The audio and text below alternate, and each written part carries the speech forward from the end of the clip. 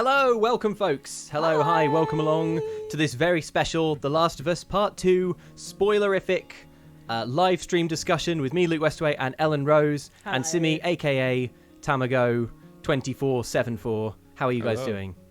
Good. Great. Very excited to talk about this game. I'm so excited to have you here because I'm obsessed with your Neopets videos. Thank you very much. I'm glad you liked them. They're great. You've got to check out Simi's stuff. There's a link in the description to check out his YouTube channel. I really recommend it. It's a gaming YouTube channel, but I would say with a like an amazing twist. Like he just finds the kinds of video games to cover that like are just like so funny.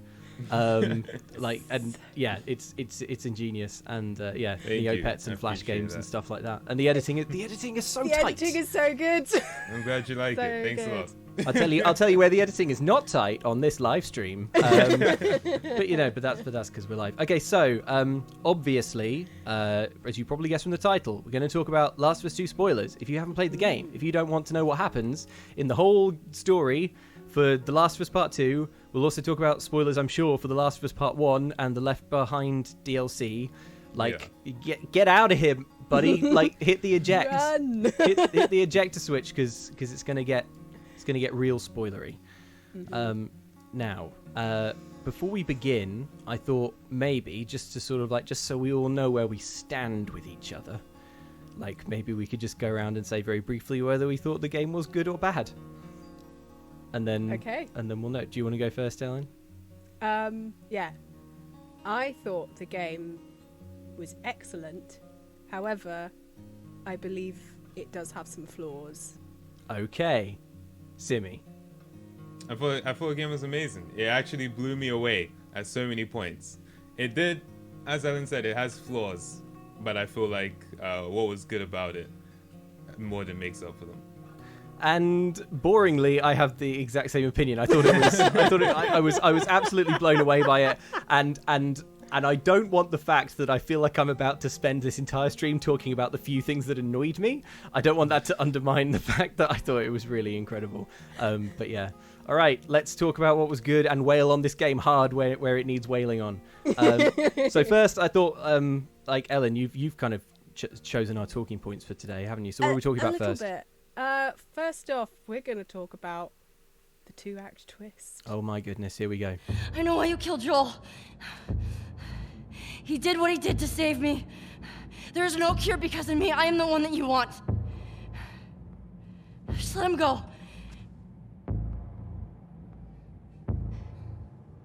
You killed my friends. We let you both live. And you wasted it.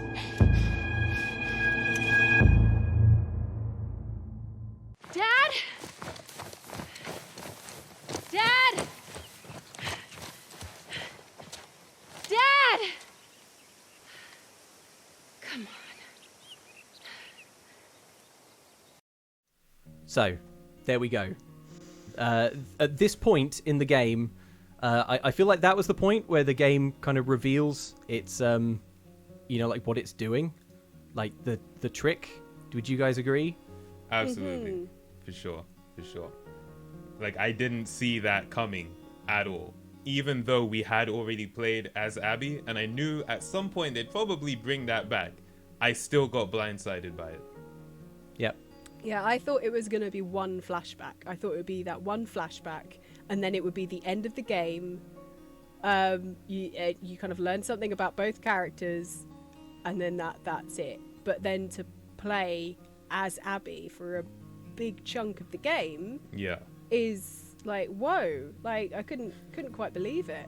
This game structure is absolutely wild. Now that we can once you finish it and you can see the structure in totality. You've got this small prologue and this small epilogue, and then the entire middle bit is just like split in half, almost exactly. I think the point where you switch to playing as Abby is about almost exactly halfway through the game. Obviously, it depends a little if you're like searching for collectibles and things like that. But it really, really messed with my sense of pacing. And I was with you, Ellen. I thought that we were going to get a little Abby flashback and then like a final confrontation. I had no idea how much of the game was left to go. No. So it really blindsided me. And this was the point as well where I suppose what the game was trying to do came into perfect focus, because it's such a big move to switch to then replaying the same 3 days that you've already done as the antagonist of the game. Yeah. It was actually a lot, right? Like, I felt that, you know, the making us play as the antagonist, it's definitely a move which I feel like Naughty Dog is asking the player to just trust them for a moment. Yeah. You know, I was talking Agreed. to a friend about it, and he said, you know, he was ahead of the game, and he said, you're gonna have to take a leap. And I was like, a leap? What do you mean? So when he got to it, I was like, okay, a leap of faith you're talking about. Yeah.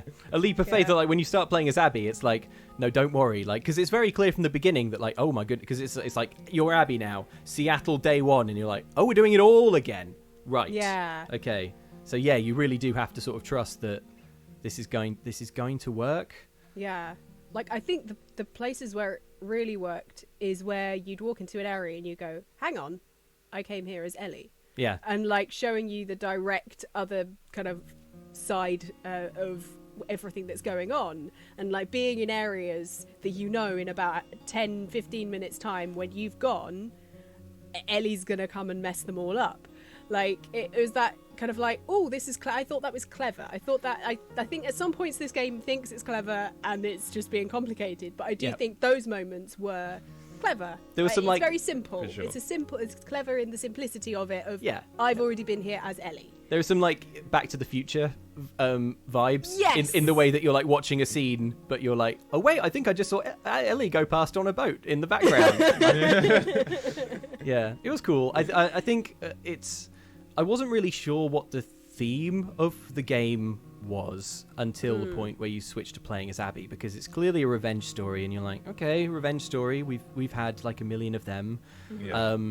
But I think the point at which you switch to Abby is the point where the game really starts to dig into the pointlessness of revenge and the pointlessness of, like, that cycle of violent stuff. And what I love about it, most of all, and I'm glad that I can say this kind of near the top of the stream, was that this feels like the kind of point making that could only really work as a video game, because there's something about the fact that you are controlling Abby. There's something about video games that gives you just such an immediate strong bond with your player character.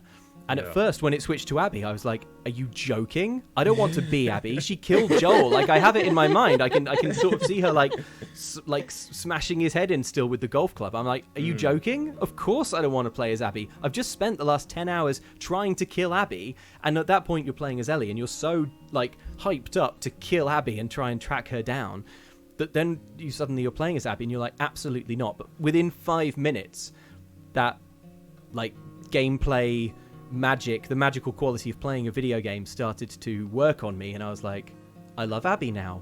I love how she's so strong and so amazing. I love how every time she does confront Ellie, she always wins because she's a total badass. And immediately, you know, like, you get her perspective, and you're like, it's completely reasonable. Once you get the flashback to the hospital, I know we're going to talk about the flashbacks a little bit later. Sorry, not to the hospital, to the zebra. You know, like with a.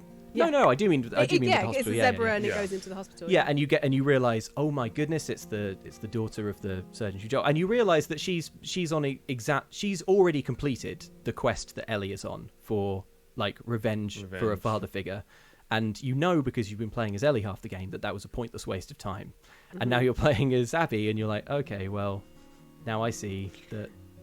The cycle is just continuing, and it's just yeah. And I thought it was a really elegant way of making that point that only could work in a game. I think it does a good thing when you are Abby and you see that flashback, and then when you play her as an adult and you suddenly realize that you are going to be playing as her for a bit. As soon as you see Seattle day one, you're like, oh my goodness, I'm spending 3 days with this woman. Okay. Yeah. It helps at the very beginning. Is kind of just a walking simulator. It's just okay, this is what the wolves are. Look, we're just giving you a tour of where they are, of the stadium, and just showing you the world.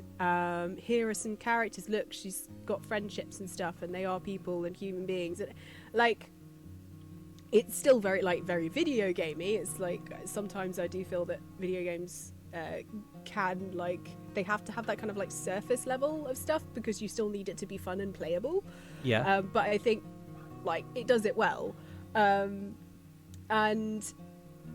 yeah, it was just kind of like, okay, let's just go with it. Okay. And then when you actually start playing as her, you're like, oh, she's badass. She could do all this and that. And like the fact that she's got slightly unique weaponry and things as well. We'll come on to like the combat and stuff later, but the fact that she's so unique and she's far more of like a powerhouse with her stuff. The first time you do a melee takedown as Abby and realize that the way she does it is just by punching them so hard they die. Yeah. You realize like, okay, no, I'm on board. I'm in. Yeah. I'm in. That's all it took. Yeah. Because I think it's just. By the end of those 3 days, I was like, I like Abby. I basically want neither of them to be hurt at the end. I was like, I just want them to go their separate ways. That's all I want. I was on. By the end of those 3 days we were playing as Abby, I wanted Abby to win. And like obviously in the epilogue you go back to playing as Ellie, and so by the time it got to the actual ending, the gameplay magic of just relating so hard to your player character had sort of started to work again in reverse. And I was kind of back on Ellie's side, even though she does some very questionable things. We'll be talking about that ending right at the end. Talk about that ending. Hang around. So I have thoughts on that. Oh, Ellie. But I mean, I just thought it worked. How about you, Simi? Did it work on you? Yeah, no, it absolutely worked on me. Like there were points, even in the first half when we're playing as Ellie the whole time. There were points where she was doing things and I was thinking, I know you're on this quest for revenge, but you seem to have this kind of extreme attachment to violence against the people on the way there, even though these weren't necessarily the people in the room with Joel. You know, sometimes the game would slow down the combat and you'd be left with a sort of execution style takedown. And I'm like, I don't feel the same way as Ellie does in this exact moment because I know she's angry, but I'm just angry at the people in that room. So when it switches over to Abby and you're given that different perspective, I found that it was very effective. I started to really like Abby. I was streaming the game and people saw on stream that, it was wearing down on me. I was starting to be a big fan of Abby. But it wasn't like a straight up, I was 100% on Ellie's side and then I went 100% to Abby's side. I was kind of just like, okay, at least I'm understanding why Abby did what she did. Because that was the number one question on my mind. Why did Abby do that? Yeah. And so I was very glad. I knew that they had to explain it, but I was very impressed with how they went about explaining it. So I very much liked it. I thought it was quite a massive twist, actually, like a sort of understated twist, that it turns out that actually, you know what? I'm going to hold this because I know we're going to talk more about Joel later. So like, I'm going to just put a little mental pin in that. I feel like how well this game worked for you completely sort of hinges on your attitudes going in to the concept of revenge, because if anything, I would say that for me, the game goes to all of these lengths to show you the folly of revenge, and that actually maybe Ellie didn't need to go on this quest to kill Abby after all. Maybe in fact what Abby said was true when she said, like, we let you live and you wasted it. And in fact maybe Abby didn't need to go on this incredibly violent quest to kill Joel either. And you spend maybe 30 hours learning that lesson, but I was there from hour one. I was like, Ellie, don't go. Like, Joel's dead and that sucks, but like you don't need to go and avenge him. Like, that's not what he would want, to place yourself in that kind of extreme danger. So like at some points I did feel like the game is kind of being like, do you get it now? Revenge, bad? And I was like, I'm there. I'm already up to speed. On the other side of that, I'm not surprised that there are a lot of people who just can't get over the fact that you are playing as Joel's killer and the game asks you to sympathize with Joel's killer, because if that for you is a real roadblock, then I can see how this game is going to be broadly unenjoyable. Like, that wasn't me. It did work for me, but I do understand people who played this game and didn't like it, because if the fact that you're playing as Joel's killer is something you can't get past, like, then it's something you can't get past. And if the game didn't bring you past that, then I do understand. Like, for me, it worked, and I think it sounds like it worked for you too. But like, I just think your attitudes going in to the nature of revenge to begin with, and like your like desire for retribution, probably shape what you got out of the story. Right. I think that's a really interesting point, actually, because something I was discussing with my stream chat when I was playing the game was at what point did you understand Abby, right? Yeah. And I was very much in the camp of, I want to kill Abby because of what she did to Joel. But pretty much as soon as they showed the flashback showing that, the doctor that Joel killed was Abby's father, as soon as they showed that, I was like, I get it. Like, I don't think she should have done that. I'm not saying that, revenge is the best way to go about it, but I got it 100%. And there were people in the chat saying, yeah, I get it. Like, as much as I love Joel, she killed his father, So it's like, I feel like if you have that attitude of revenge, I feel like that's something that can win you over. You don't have to like Abby, but at least you get where she's coming from, Yeah, and I think the game does work if you like. You don't have to. Yeah, exactly like you just said. Even if you don't like her, if you can understand the motives and you can kind of understand what's driving her minute to minute, then I think that works. And obviously, also the game doesn't hang about with introducing Yara and Lev. And at that point, the game is basically The Last of Us 1. It's this kind of like grizzled killer who's done some bad stuff, who like finds redemption at slowly learning to empathize with a youngster. So from that point of view, I do find it. From that point of view, I am surprised that people couldn't get on board with Abby, because like this is the first game again, you guys, and it's just as well written, I think, and just as well acted, and the acting in it is fantastic. Like, yeah, just like that's one of the things that really won me over. Because when I first started playing as Abby, I was like, okay, 3 days of this, okay, let's see where they're going. But then like she was just so good, like just so well acted. And is it Laura Bailey who does the voice? Like, and she got some hate online just because she voices it, and that's really sad, and that really upsets me, because she was so good, and because of the way that she like played that character, I was like, okay, I get Abby, and like there's moments where you're like arriving at places and that she's gonna discover things, and you're like, oh, I really don't want her to see this because it's gonna absolutely break her. And I didn't want Abby to break. Because it's just I really like felt for her character. Like I was on the kind of like, both Ellie and Abby need to just like go away and calm down and sit down and rethink what they're doing. I understand that they're both upset, I completely understand, but they should listen to their friends more, They should like Ellie should listen to Dina, who's like, maybe we don't need to do that, And then you got Manny or sort of on Abby's side, who's like, do we though? Should we though? Must we? And Owen's just like, couldn't we just sail the boat to Santa Barbara? Dear sweet Owen. Yeah, I think all of the acting is amazing, but I think what this game is trying to do is really brave. Like it's and I don't mean brave as in kind of like it deserves a massive round of applause or anything for being like, oh, so brave. I mean that it's doing something that they must have known that like a sizable percentage of the people who are playing this game like just aren't going to react well to it. It is not what you would call a broad crowd pleaser. But for me, I enjoyed it so much more because it was doing something odd and something un-video game like that I feel really, really paid off. But the controversy obviously has been like its own beast, like completely apart. It's completely apart from the. It feels like it's apart from the actual content of the game. I think. But if you played the game in good faith, and you didn't like it, then no one can tell you that you are wrong for feeling that way, because all art, video games included, is obviously subjective.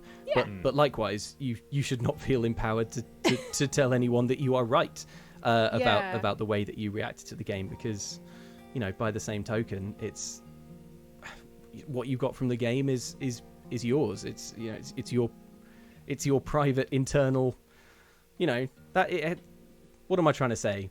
I think I've already said it. Full stop. Whereas basically you're like, you don't have to force your opinions on other people. You can have like interesting discussions, but don't try and turn it into like a massive argument / debate. Yeah. If you like, oh well, I thought this. Oh well, I thought this. Oh, interesting. I can do that with you.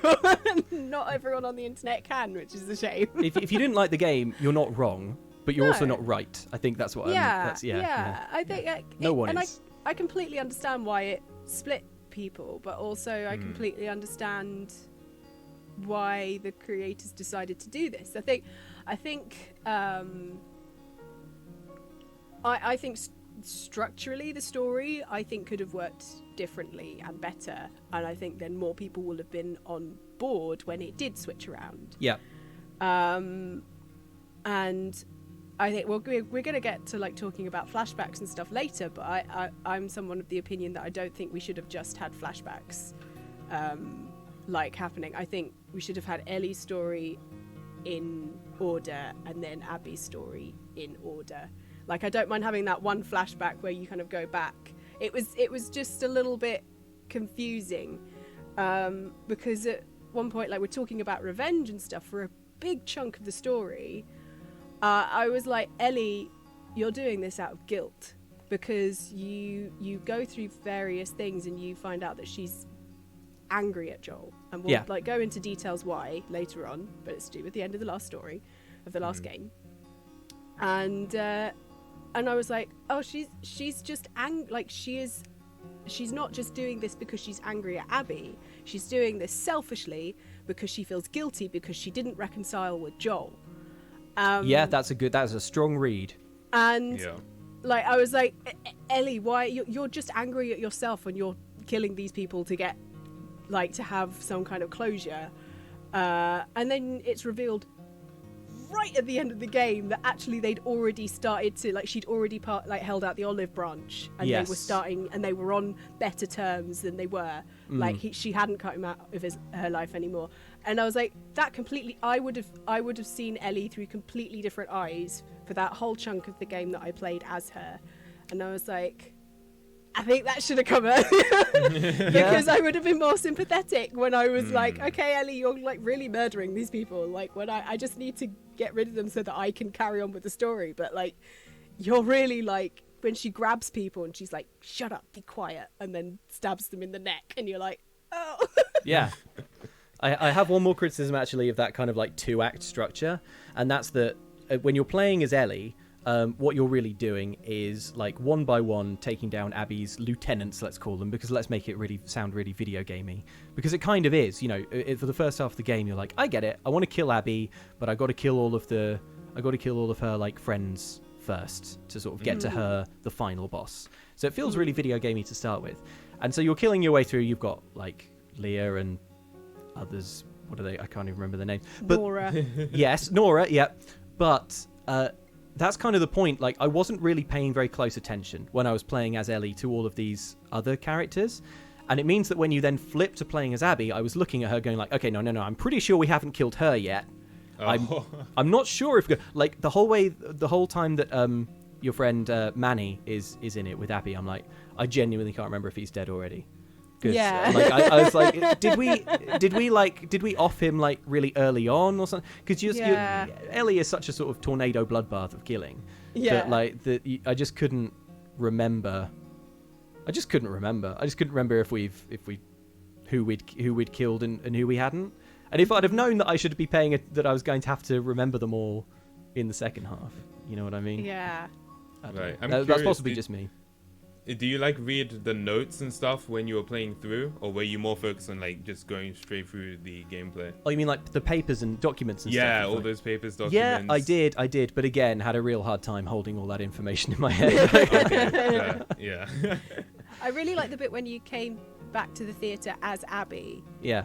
And you go into the room that Dina's been like collating information, and she's like, oh my god, this person has been like stalking us. This is so weird. What are they doing? And they've got all pictures of us. And I'm like, oh yeah, it's so funny, like seeing it through a different lens, and you're like, oh yeah, like that sort of stuff I think is really clever. But yeah, it was that kind of like, oh wait, when are you gonna die again? When you like are walking through as Abby going, oh, I know what's about to happen to you in about 20 minutes. Sorry. Yeah. But yeah, it was a little bit, because there was like so many of them, like not loads, but like about 7 or 8, and it's just like, okay, which one is okay? Are we getting this one? Like Leah, I genuinely didn't remember her from the Joel scene, other than Ellie is like, oh, she was there. I'm like, okay, I'm trusting you on this, Ellie. Well, that's the other thing, that the scene where Joel is killed, you're aware of a bunch of people in the room, but you're only really looking at Ellie, Joel, and Abby, and everyone else is just like, I don't care who these folks are. You don't know. Like, I wish I could watch that scene again, and Yeah, well, the thing is, you do watch it. You do watch it again later when you get it from Abby's flashing back again as Abby. And then you're like, oh, okay. But, like, you shouldn't have to wait until it replays you the scene for you to go, oh, yes, that person. Okay, I remember them now. But, yeah, it's interesting. It's interesting. Yeah. It's cool. I think the sort of template for this kind of thing was set in Uncharted 4, really, which was, a much more straightforward adventure. It had a lot of flashbacks, but generally had a kind of forward narrative, and then had this epilogue, which I won't spoil if you haven't played it, because I guess this isn't the place, but it's, a really surprising and like beautiful like way to sort of cap off the series. But like, there's so much stuff in Uncharted 4 that is like unexpected and contrary to the way that video games tend to work, and the way your sympathies tend to work in video games. I just think as a studio they feel like they have an obligation to not do anything in a straightforward way. Like The Last of Us was really groundbreaking when it came out. It did a lot of odd things. Like, I think it was the first game to really nail that idea of having like it because like, who wants to play a game that's just like the whole game is an escort mission? Because that's what the pitch for The Last of Us is bad. It's like you have to protect a little girl the whole way through, and you're like, what? Sounds rubbish. But it works, and I feel like this is the same. Like, if you said, like, do you want to play a game where you spend half of it playing as the woman who like tortures and kills Joel? Like, no. Yeah. But I think it does work. Yeah. I think another limitation, which I saw some discussion around this online, is that the first game takes place over like a year. It's like several months at least, because you like kind of like it's like summer, fall, winter, and the seasons basically. Yes. And in this one, the big chunk of the gameplay takes place over 3 days. Yeah. And like, that's why I kind of think the flashbacks should have just been not flashbacks, but just part of the main game, because then you would feel that kind of sense of time passing, and it escalates to those 3 days, and that's where it all kind of like everything happens at once. Yeah. And that makes sense. But it's everything happening at once, and then you're kind of going, oh wait, hang on, this is why, and flashing back, and you're like, I think we need a bit more of like a build up to those 3 OMG days. Yep. So. I'm with you there. Right, should we move on to talking about the next thing we want to discuss, which is Ellen? What's number 2? Cool environments. Here we go. Whoa. Get on in here.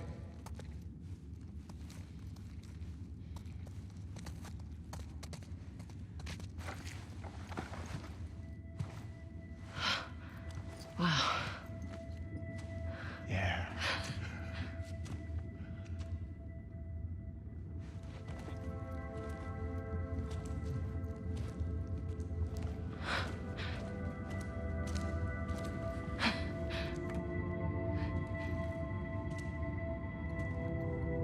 You see that? Told you they were spotted. Yeah.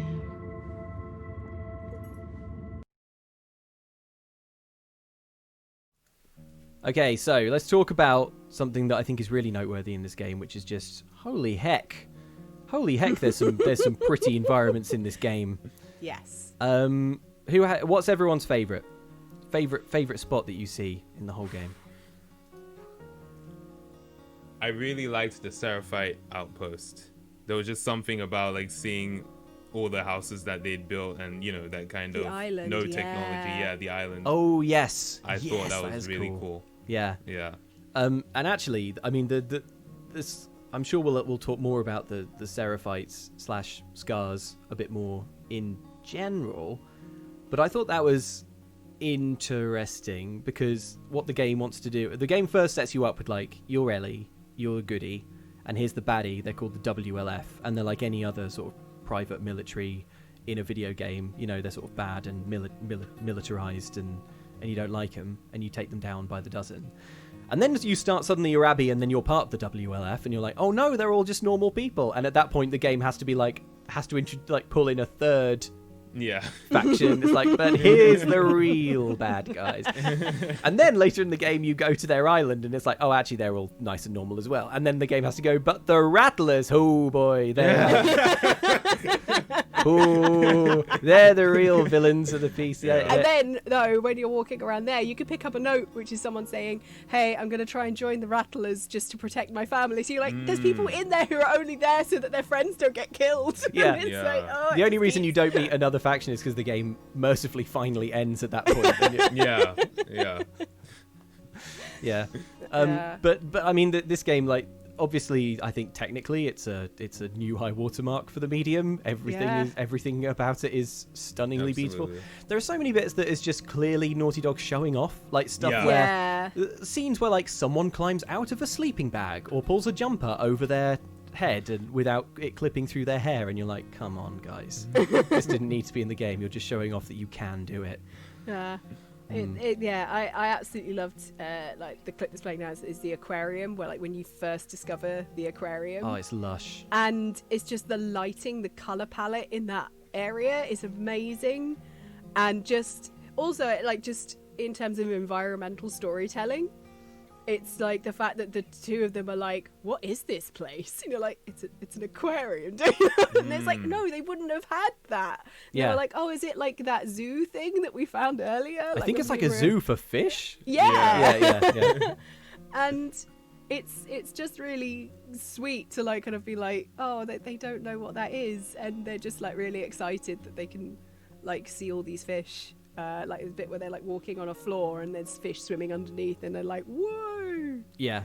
It's really sweet. There was some absolutely, obviously you spend a lot of time outside and on fire escapes, but there were just there were quite a few just absolutely spellbinding like just buildings and environments in this. You're looking at the synagogue now, which is oh, love that. It was a real lovely moment, actually, just real sort of peaceful part of the game. It made me think, I'm not sure how many churches have you been in a video game, but I don't think I've ever been in a synagogue in a game. Yeah. It was really nice having like Dina talk Ellie through it a little bit and like explaining, like, even though she wouldn't have been to a synagogue because she was also like Ellie born after the outbreak, like I was like, well, you know, my sister taught me prayers and stuff and blah blah blah, and like it was just like, oh, I'm learning way more about this character just because they're in a building that goes, oh yeah, I remember that, and just like it was just such a nice moment as well, because it was just like pure puzzling, and you kind of need those breaks to be like, okay, I just need to like move a box around and do that. It was the first time you really got to use the rope swing, which was cool. And I'm like, I didn't imagine this happening in a synagogue. Again, showing off like the physics on that rope. They were actually crazy. Showing off. I was just like, how does this not glitch out every single time I try to use it? It was great. But on that note of the characters talking about the environments they're in, I felt that was really important because it brought the environment to life in a sense where oftentimes in games, the environment's just the arena for killing the enemies. But by having the characters, even if there were previously shootouts in the environment, then having them talk about it, it just brings the detail to life. And I think it is part of Naughty Dog showing off. I think it's also part of them being like, yo, we spent how many hours, maybe hundreds of hours building this environment. You're gonna look at it, damn it. There are definitely points in the game where like a side character will just direct you over to something and go like, isn't this pretty? And you're like, okay, Naughty Dog, you did a very good job on this sunset or whatever. Like, yeah, well done. Some of the some really beautiful stuff. how about when you first arrive in Seattle and you get that open world but not really segment? How did we feel about that? Because actually, it turns out it's the only bit in the game where you are open world but not really. It's just a one-off. And then the whole rest of the game is just like a roller coaster. Mm-hmm. So did you like Seattle open world but not really day one, or did you not like it? I really liked it because it was open world, but it was also fairly linear in that you would go to places and it would give you a clue to go to the next place, and then it would give you a clue to go. Basically, if you follow the clues, you cover 90% of what is there. Like, there's one extra building that you have to like find yourself because they put a card there, because of course they put it in the one building that you're not led to. Yeah. But I really liked that. Just kind of it was a little bit of like a treasure hunt, basically, where you just like unlocking the story of this particular area. Because you could literally just go to the courthouse and then leave, or like the synagogue and then the courthouse and then leave. Like, but you really wanted to kind of like have a nose around and find things, and like I liked that. And then when it got very linear again, I was like, okay, this feels like The Last of Us again. But I felt like it was even more linear than the original Last of Us, mainly because a lot of the environments had like a million points of no return. Like, you would go through a door and then that's it. That stresses you out, I know, Ellen, particularly because you're so into collectibles and achievements. I missed collectibles because I'm like, if I go this way. There is a thing in the settings where you can change like the kind of like see-through walls vision that Ellie has and Abby has as well. Like, when you can, like, you're listening, it can also, the camera aims towards where you have to go to advance the story. So okay, I'll go to that door last. But that's not a default thing. That's something that you have to set up. Yeah. So when I was first playing, I was like going through, and then I went through a door, and I was like, well, I've missed a bunch of collectibles that are like literally the other side of this door. But because I thought this was the collectibles room, that's it. And it was just like not great. I was trying very hard to avoid that exact scenario. Like, what I would do is I would walk around the environments, and the viewers watching me play it found it so annoying because I'd spend forever in one environment. I go to each door. I wouldn't open it. I'd just be like, which one of these doors is most likely going to be the door of no return? Yeah. And I'm like, this one looks like a door of no return. Yeah. And then I'd leave that one to last. There was one point where like I went to open a door and it's like, now you have to hold triangle. And I was like, oh no, you don't. Yeah. I know I know exactly. This is going to slam behind me. Not all of them. Not all of them. Some of them was just like a door or like a gap in the wall, and then Ellie falls down, and then that's it. Yeah. Whereas in The Last of Us, like, I remember, because I've played the university level a lot, because I played it when I first played the game, and then we recently did a list with the flamethrower, so I had to play that to get the flamethrower and get some footage.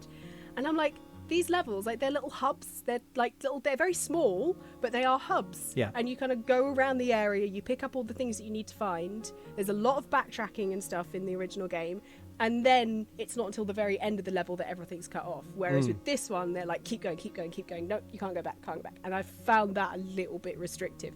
So when I like was in downtown Seattle and could like go everywhere, and it didn't matter until I went back over the fence and carried on with the story, and then went through another gate of no return. Like, I was like, I can just take my time. I can go back into these buildings if I want to. Great. And I loved it. I loved that freedom. So. There are there's a lot of points in the game where you're presented with two paths. You were talking about like which is the door of no return. In the Westaway household, the parlance for that is the way, capital T, capital W. So I'd be like, okay, so like there's this, and you walk down one corridor, and you're like, I'm pretty sure this is the way, so I'm going to go the other way. Yeah. Because I think there's a coin in this other room, probably. I would say that generally, the level design in this game I thought was really spectacular, because you do have that. You feel like you're moving through this huge open world, but the game is basically always nudging you so subtly and so subconsciously, and to be like, follow this. And it does that with like lighting and sometimes with sound and just the way that certain buildings look, and it's very clever. But I have to say, I didn't like the open world but not really bit. I found it stressful because I was worried about missing stuff, and I'm not into collectibles or achievements at all. It doesn't stress me out remotely not finding everything in a scene, but But there were a lot of really, really important like character moments that you could get in each of those buildings that you're in. Like, for instance, I went into the music shop and looked around the whole music shop, and I was like, oh yeah, okay, like I'd see it. I get everything, got all the loot, and like looked at every object, had all of the conversation, all of the dialogue. Then went out and then sort of finished and went somewhere else. And then I thought I'd finished the area, and I looked at the map and I saw that the music shop didn't have like a cross through the question mark, which is the game's way of telling you on the map like, you haven't been here yet. And I was like, oh no, but I did go there, so maybe that's just not how the map works or something like that. But just to be on the safe side, I went back to the music shop and I realized that I'd somehow completely missed the room with the acoustic guitar in, and I could easily have missed the Take On Me scene, which is one of my favorite bits in the game. And I was much more comfortable and much happier when the game was linear and I knew that I was going to see everything that they had put in the game for certain, like unless I was really oblivious. I don't mind missing little documents, I don't mind missing coins, but if there's going to be a point where you talk to a character about something, or they open up to you, or you play Take On Me on the acoustic guitar, I don't want that to be missable.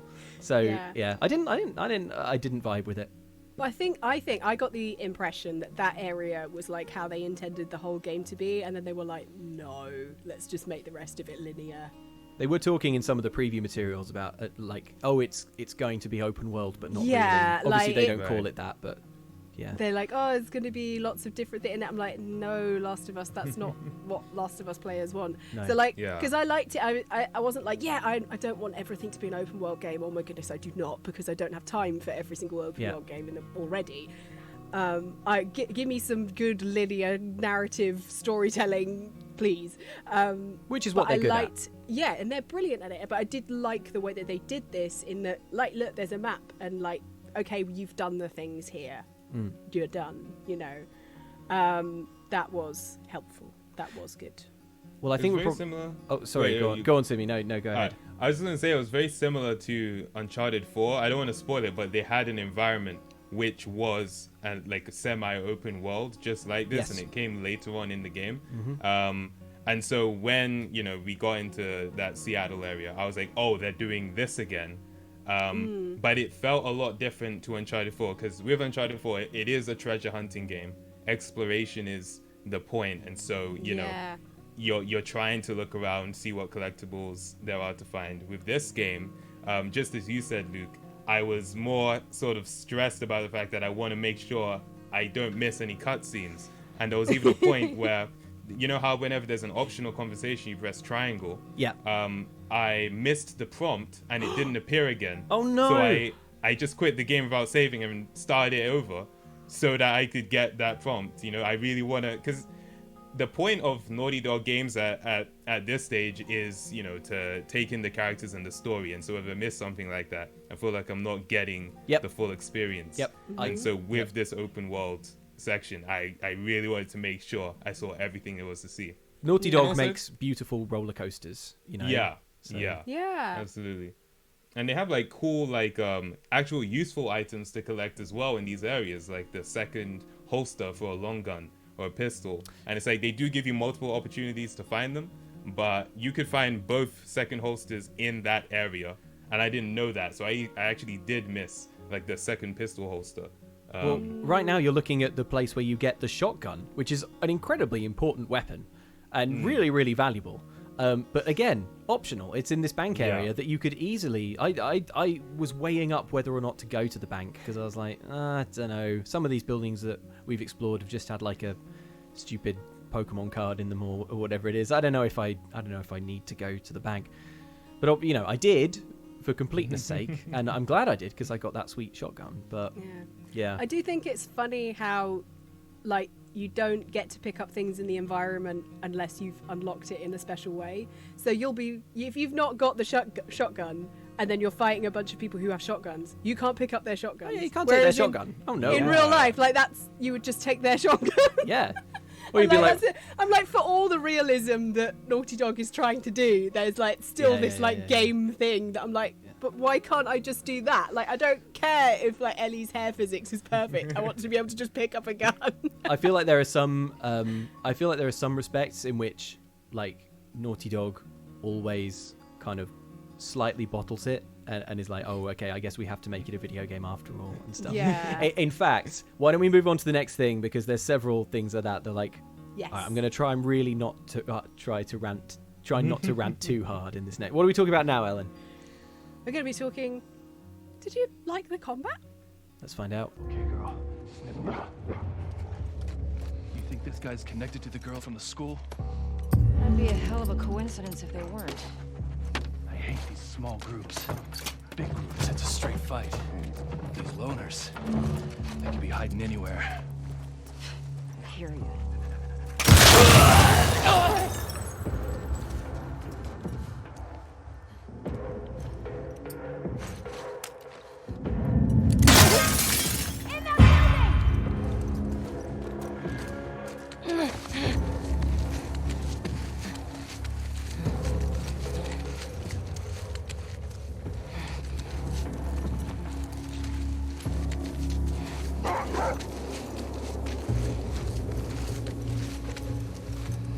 She's not here. Search the whole street. Track her down. Go, man! Find a car! Found her! Right here! For this time. Ellen exploding a dog there. Look. Ellen, don't apologise. You did what you thought you had to. Oh, you're not alone, Ellen. I'll say that. Look, the dogs are one of the new things that they brought into this game. They are one For of you the... to kill. No, they are one of the trickiest things to deal with, because they can sniff you out in a game where most of the stealth that you're relying on is like remaining invisible. Yeah. There's no point in using your new cool thing to be able to go prone if a dog's just immediately going to sniff you out. So they are some of the toughest new enemies in the game, is little doggos. I didn't take any pleasure in taking them out, but the game is like, if you want to. The gameplay says different, Ellen. The gameplay says to. I look at that gameplay and I think Ellen was laughing like mad when this happened. No, Ellen was going, I'm sorry. At one point, there was a person and then there was a dog outside, like, but they were like slightly, the dog was slightly further away, and I was in a house, and I threw a Molotov cocktail trying to hit the person. Didn't hit the person, hit the dog. So I just heard a smash, and I was like, Oh man. I feel awful doing it, but I'm like, I have to.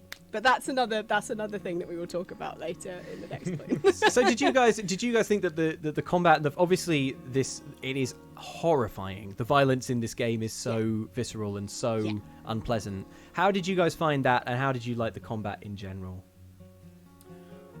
For me, the combat was what I was expecting it to be. Like, I replayed The Last of Us, part 1 recently. Well, recently I say like towards the end of last year, just so I could refresh my memory back when I thought the game was coming out in February. And I found that, I was expecting the gameplay to be pretty much the same, but hopefully just feel smoother and even more refined. And I feel like that's exactly what it was. And I liked the gameplay of The Last of Us. I found, speaking amongst friends, that they find it, maybe a bit too restrictive or just not very interesting, and so they would always refer to The Last of Us as feeling more like a movie than a game to them. But for me, I very much just like, I was focused much more on the story and having those gameplay sections where you can be stealthy, because I love being able to do stealth in games. I like the idea of, clearing an entire area without, it erupting into a huge gunfight.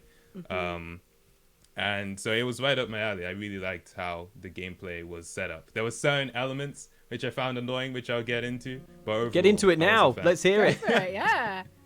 All right. Well, one of the varieties of infected, the stalkers, really got on my nerves. Oh man. I've got like so many footage. Because you can't see them. Yeah, when you can't listen see for them, because it's only about movement and they are super still, and then you just like kind of see them poke behind. They're terrifying. They're horrible. I've never been so tense as when I'm fighting the stalkers. Quite a few times I thought I had cleared all the enemies out. I'd be like, good, zombies are all done. And then just suddenly it'd be like, just like scampering across. Like, oh, for goodness sake. These idiots. I get what Naughty Dog's trying to do, like mix it up so you can't use the same strategy for all the enemies. Yep. But it was such a departure because it's like another thing I'll get into. Focus mode in this game sucked, in my opinion, compared to the first game. Yeah. But It was worse, yeah.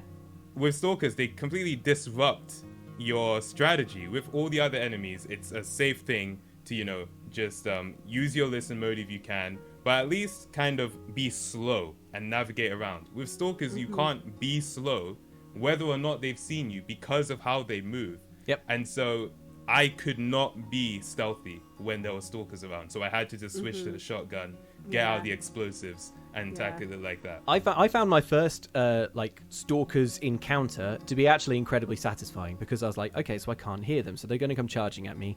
So I equipped the shotgun, de-equipped stealth, sprinted around until I had a little crocodile of them coming after me, and then spun around and was like bam, bam, bam, bam, and blew them all up. Didn't take any damage. It was the most flawless and efficient fight I had in the whole game. But I think you're absolutely right that what they're trying to do is mix up the gameplay, and I hate it every time they do that. I can't stand it. The things that drive... okay, so like in Uncharted, and I know that you guys have played the Uncharted games as well, it does my head in. Every single Uncharted game, they lose their nerve, and towards the end, they introduce like some kind of body armor wearing like human tank or someone with a minigun, and they're really, really hard to kill. And suddenly the arena is just like full of snipers or like something, like laser pointing like everywhere. And they got so far through The Last of Us 2 without doing that. And then when you are fighting the Rattlers, suddenly they're all wearing like bulletproof head masks and stuff, which means that your headshots don't work. And I think the most perfect instance of this is the I would say the only boss fight in the game, the only like traditional boss fight in the game, which is against the like, you called it a Rat King clicker. Yeah, I heard because I was looking up like how the hell do I beat this thing, because I can't see where I'm going, I can't do anything. It's in the base of the hospital. You're Abby, and this clicker thing that is basically a bunch of clickers have all like and stalkers have all like just into one horrible thing.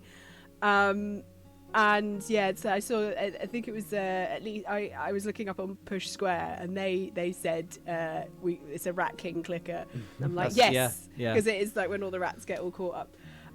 It's an absolute disaster. It was the only bit in the game that I fully hated. Like, I died so many times, and the thing that's annoying about it is that it's like all of a sudden the game just becomes Resident Evil, and it's like you have to sign up for Mr. X. Thank you very much. Yeah, being stealthy isn't a viable solution because it's always charging at you, and little things that don't bother you through the rest of the game, like the way that, for example, you have to like sit down and crouch and get out a whole different menu to craft things. Yeah, like when in a stealth game, which this is, that doesn't matter because you're crouched down anyway, and you can be like, okay, now crafty, and then pop out of cover and like hit someone with a silenced pistol or something like that. Things like the way that you can't switch weapons quickly, you have to sort of do it with the D-pad if you want to kind of switch between weapons and throwables. And again, it doesn't matter because it's a stealth game, and you have those moments to like prepare for what you're about to do. And they've built an incredible stealth game, but then they force you to play a completely different game in that. And I think it's lack of confidence, because when you play the more straightforward encounters against infected or against humans, where you use some stealth, some not stealth, I think mechanically it works beautifully. It's really satisfying, and generally it's hard and challenging, but you don't die too much. So I think it's generally perfect. But just occasionally it's like we forgot it's supposed to be a video game. What if now you have to fight one that's the size of a house and is made of like a roiling mass of clickers, and it's just really hard, and you die over and over again because it's not what the game is built for. Like, you can do that in Resident Evil. I got that, and it works. to that bit, and I was like, "What? No, what? No! Why are you doing this to me?" And because like there are a couple of times where you fight bloaters as Ellie in little boss fights, but they're kind of doable. Those ones, it's not pitch black and stuff like that. But this one, it was just so dark. It was so different. Like, my footage shows me like dying over and over and over again. But like it was just this, because like as you were saying, Luke, the other sections, like I'm someone who's like, I like to go through a whole, like Tamago, you were saying earlier, like like going through all stealth and no one notices you. But I found with this one, I was like letting it slide a bit more, and if I got caught, I would just run and re-establish stealth, as like Naughty Dog kept saying, just re-establish, just run, find somewhere new, hide, and then they'll lose you. You know. And that was really good. I thought that was so great. I was like, cool. I am happy doing a mix of stealth and what we call here miking it up. Yeah, like it was a lot of fun. But when I got to this one, I was like, what do I even do? What? So fortunately, like Abby's got pipe bombs and incendiary shotgun bullets, which I was just like, so like pipe bombs, like that's the only thing. Like invest in your pipe bombs as soon as you can when you become Abby. And then the other thing is when one of them like breaks off and runs off, you kind of lose track of it in the fight, but then as you finish and beat the guy, like it you see it run off, and I got a perfect shot on it. I like swear I hit it, but because it's not scripted to get killed there, because you have to fight it again in the next room, it didn't register at all, and that really annoyed me because I'd like wasted my ammo on this thing. And I was like, do you know how difficult it is to make incendiary bullets? So it was just it was a really frustrating fight, considering like I really like the Shamblers. I thought they were great interesting. Really the cool big encounters. acid ones. Yeah. And they were ones like they very quickly clicked and like, okay, I know how to deal with these things. And like for me, most of my like, you've got to fight a thing that will run at any noise is I'm like bottle, Molotov, like done. But you just couldn't in this boss fight. You just couldn't. I've got those. I can sort of see the chat in my peripheral vision, and I should say for balance that it seems like a lot of people really did enjoy the Rat King clicker fight. It didn't work for me. I liked it as well. Okay, I liked it, but I wanted to strangle it at the same time. I just thought it came a little bit out of nowhere. Hated it. So yeah, awful boss fight in my opinion. See, people talking about the plot armor that the one that broke off had plot armor. Plot armor, exactly. I tell you another example that I think is like Naughty Dog slightly losing its nerve and being like, oh wait, it has to be a video game, and I think this really does kind of break the magic of the game a little bit. Is the scars with the hammers. You know, the kind of like... Because, for one thing, they are all identical. They're the exact same model, I think. I don't know if like, they've got... There's one female and one male. I don't know if they've got, like, slightly different fate, but they all look identical. Well, like, the other thing, the problem with the scars is that most of the characters look identical because they've all got, like, because of their kind of cult. All the men have shaved heads and all the women face. have the braid. Like, they have the long hair with the braid round. And then that's, like, a big thing when it comes to Lev, who we'll chat about later. But, like, like, it was... I kind of, like, got to the point where I was like, yeah, I'm pretty sure I've killed you before. Like, when you're strangling them as Ellie and, like, their faces in the camera, I was like... Oh, I've seen them before. I wasn't thinking, oh, I'm killing someone. I'm like, yeah, I've seen that face before. But it was especially the case with the hammer. And it's just like, it's the point at... There aren't many points in the game where you realise, oh, this is an enemy archetype or something, because the game is so immersive and I think it's so well written and it feels so realistic and beautifully put together that there aren't many points where you're like, oh, here's enemy type B or something, like you're playing Dark Souls or something. Also with the hammer things, while that footage is up, like people might have seen that I got a headshot on one of them and they didn't die because they're they wouldn't, the heavy Ellen. tank. They wouldn't because like, they're the heavy type. The guy kills me because I'm like, wait, what? Because he's got a bullet hole there and he's still like smashes me. Anyway, sorry, Luke, you were saying. No, I exactly. You're exactly right. If you get a headshot on anyone in The Last of Us 2, if you get a headshot on any human in this brutally realistic apocalypse sim, they should be dead. Yeah, because it's the same for anyone else. I'm like, the one thing I really loved was like the silencer, bringing that back, like you just get a soda bottle and stuff. It's so. I love how lo-fi it is as well. It's the sound as well. It really makes that thunk like noise when you shoot it. It's so good. Yeah. Did you ever have instances where you didn't realize you were on the last silence shot until you take two shots in a row? All the time. Yeah. like you'd already hit to do your second shot and you'd heard it break and you were like, no. I didn't notice it breaking. I was just like, here we go, stealth mode. Bang, bang, bang, bang. Oh, no. But as we've established, I suck at stealth real bad, so I don't know. Yeah, I thought generally the combat mechanics really good. There's one thing that I thought was a cool idea when I saw it in the previews, but didn't actually end up doing very much, and that's the thing where you take a hostage. Yeah, I did that once, and it was when I was in a really small space and I was attacked by wolves. I was ambushed. There's one where you go to a workbench and then you get ambushed by wolves, or ex-wolves, should I say. And this guy like hit me from behind, so I was like, what? And I just like grabbed him and then was like, no one touch me. I don't want to murder you. Why are you attacking me? Yeah, it's cool. And then they killed him, so I was like, okay, fine. It's cool, but it's almost always better to just kill them as soon as you've grabbed them. I found, like, because also I think the way that the game checkpoints combat encounters is quite clever. Like, if you ever lose stealth, it will always put you back to before you lost stealth. Yeah. And if you then regain stealth and get a kill, it will checkpoint you there. So it always checkpoints you back to a place of stealth safety, which I thought was smart.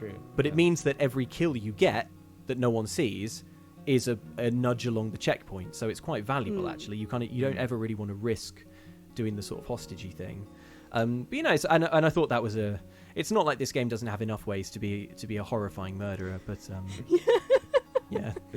I did like being able to move an enemy in stealth to a different area, especially when you upgrade the speed at which you can move them, just so I can make sure they die out of sight in case more people come looking. Never bothered. I'm starting to see why I died so much.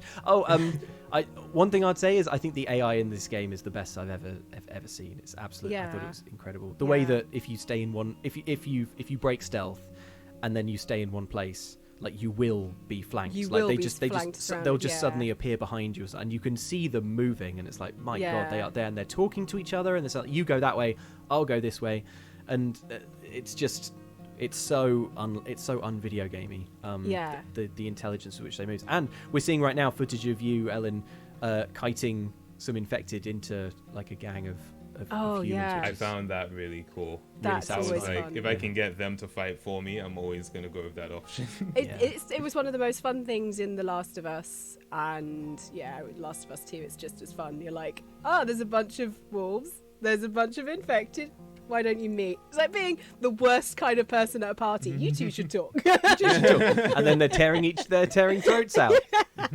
And just like when that happens at a party, you're just like, yeah. In this scene in particular, like this fight, which I think is very memorable, this encounter in the red lit tunnel. The train tunnel. The red lighting in this game was amazing. Yes. I felt like such a total badass, because what I did was throw the stun bomb into the crowd of people so that all of the infected rushed them, and then I just broke stealth, uncrouched, and walked slowly through the middle of the thing. I was like, I'm not going to wait for this to die down and then the survivors fight me. I'm just going to walk through, and like no one paid me any mind. I just walked through the middle of all this carnage, and that was one of the most incredible, like aside from the story or the plot or anything else, that I felt incredible doing that. This game really works when it works. Yeah. Like, the thing is, like, if you're someone who wants to get the collectibles, like, you have to clear an area. If you want to find every resource, every note, everything like that, like, you can't really have those, like, ooh, I'm going to sneak past and no one will even see me moments, like, where you just get to a checkpoint and then didn't murder anyone. So that would be really interesting to see, like, how, like, if that's a good thing. But the thing is, like, you need so many resources, like, just to get a lot of the scrap and stuff you get to upgrade your weapons. Most of that is in, like, safes and things like that, and you have to be able to get the note and then find the safe and then do that and get the scrap. So kind of like, I'm very envious that you were able to be like, because I was just like, I need to get into that room over there and get all the stuff. Only if you want all the stuff. Who even? All the stuff, though, Luke. On the note of the safes, did you ever just crack the safe without using the notes, using the sound of the click on the safe? No. What? I didn't know you could do that. There were a couple. Right. There were a couple I cracked because I googled it. I was like, Yeah, because like what I found when I was like doing one of them is that one of the numbers just had a slightly different sound. No way. And I was like, so does this cool. mean it's the right one? So I just tried it. I tried it on stream, and I was legit, like, my face looked ridiculous because I was trying to listen really hard. That is amazing. And then I just cracked it. So from that point, if I couldn't be bothered to find the note at that time, I just cracked it without the note. And all you had to do was count great. slowly to 99 3 times. Yeah. That's amazing. I had no idea that was a thing you could do. That is really cool. a really beautiful touch. Ellen, what are we talking about next? Well, next up, we're going to be talking about the guilt trips. Oh, good. That sounds like a good time.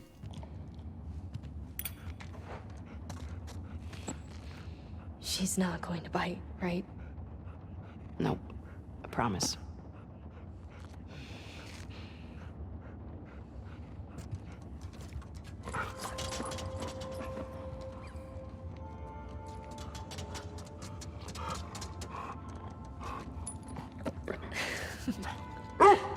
Can I do it again?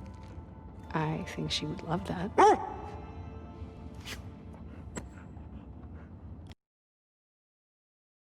Yeah, what? Yeah, Simi, I was just saying the chat is incredibly impressed with your safe cracking skills. And rightly so. What?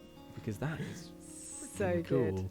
good. Right. Guilt trips then. I think that's enough feeling good about ourselves. Yeah.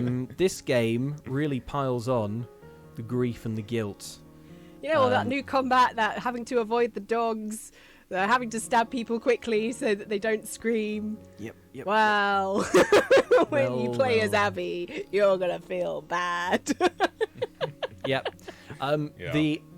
I think the dog that I felt worst about was Bear, Sweet Bear, who you meet when you are going through the WLF camp in that awesome converted stadium, the Seattle Stadium, which was my favorite environment. Absolutely, I thought that was so inventive the way that they. I think I've got a clip of you play fetch with him. Oh yeah, hang on. Let's try and show that clip. Let's make me feel bad about it again. Sweet Bear. Within the fence area. Within the fenced area. Yeah. Oh yeah, here we go. Dog fetch 1. There we go. Let's play it now. Okay, there we go. Yeah. Yeah. And the reason that hurt was because when you're playing as Ellie and you have the encounter that features Bear the sweet dog, I'm pretty sure you don't have to kill Bear. But I killed Bear and I was like, you know what? I thought about restarting that checkpoint because I was like, oh, I killed poor Bear the dog, and they named the dog and he's named Bear. But I was like, you know what? The game's the game. Let's move on. I've done it. So the point where you then meet Bear. Oh, I'm looking at Bear now. Poor sweet. Yeah. That was a real gut punch for me. Whenever because I got really annoyed. At first, I'd be like, oh no, I've already killed this dog. I feel bad. And then immediately I'll be like, no, hang on. The game has been showing me how dogs are the most difficult and annoying new enemies with regards to non-infected. They ruin your day. They make everything hard for you. The game is basically like, you need to take the dogs out first because otherwise your life is hell. Yeah. And then they turn around and go, but really, he's a good dog. And I got annoyed. I got so annoyed at the game for that. I was like, why are you making me feel guilty for doing the thing that you recommended? Yeah, the only other option is to stop playing the game. You could be like, press the PlayStation button, power down the console if you don't want to kill the dog. And then presumably Naughty Dog would be like, good for you. Good for you. Because later on we were going to show you that dog alive and it was going to be really cute. It's a real theme of the game, actually. It makes you feel guilty for all of these things, but you have no choices. Alice jumps you when you're Ellie, and you it's a QTE, smash a isn't button because it's a QTE. If you do this, you will fail the game. You won't get past. Don't pass go and collect $200. You won't get you'll die. That's the end of the game. You have to kill this dog. Yeah. And then they're like, but look, she's so good, and she's good with children and you can play fetch with her and she's really sweet. And I'm like, you made me do this, naughty dog. And then you find dead Alice the dog. And by this point, like, you haven't just seen and played with Alice. Like, Alice has saved your life a few times. Yeah. Like, you're seeing that on screen now.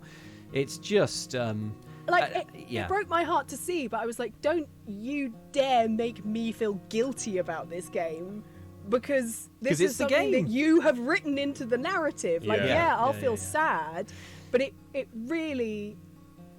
I can feel guilty about things in games when I mean, I felt incredibly guilty for having killed the dogs as well, but you're absolutely right that it's a slightly false bargain when you didn't have a choice. Like, as you know, Ellen, when I played BioShock, I ate all the little sisters. Yes, you did, didn't you, Luke? Nom, nom, nom, nom, nom, nom, nom, nom, nom, because I was hungry for the Adam inside of them. And I felt real guilty when it got to the end of the game. But that was your choice. That guilt was fair because I didn't have to eat them all. Yeah. Whereas with this, with this, I was just like, as soon as you got to the kennels, I was like, oh my goodness, you're going to get to know the dog that you stab as Ellie. I knew exactly what they were going to do. Yep. Sorry, fitting the mic. And I was just like, no, don't you dare do this to me, game, because you made me kill that dog.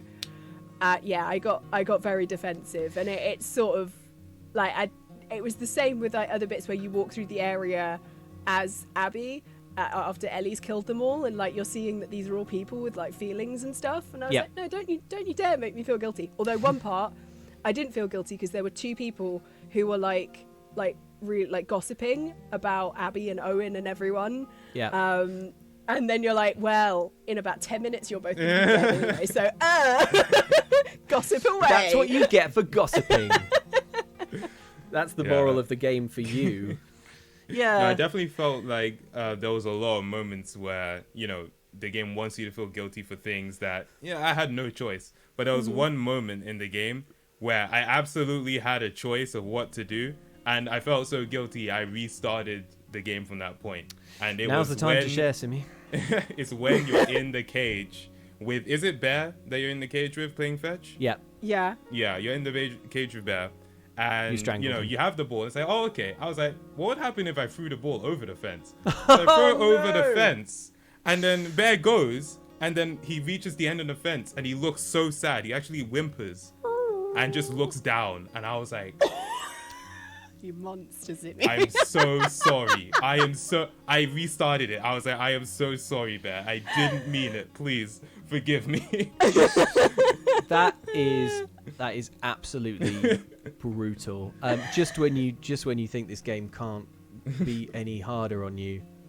The moment I had where I was absolutely astonished by how mean the game could be to my feelings was I think it's one of the first times you encounter a dog and it's walking around with its handler, and I shot the dog, and the handler immediately spots you and sounds the alarm, and I was killed. So the second time I loaded into that checkpoint, I was like, okay, what happens if I, just out of curiosity, what happens if I kill the person who's walking the dog?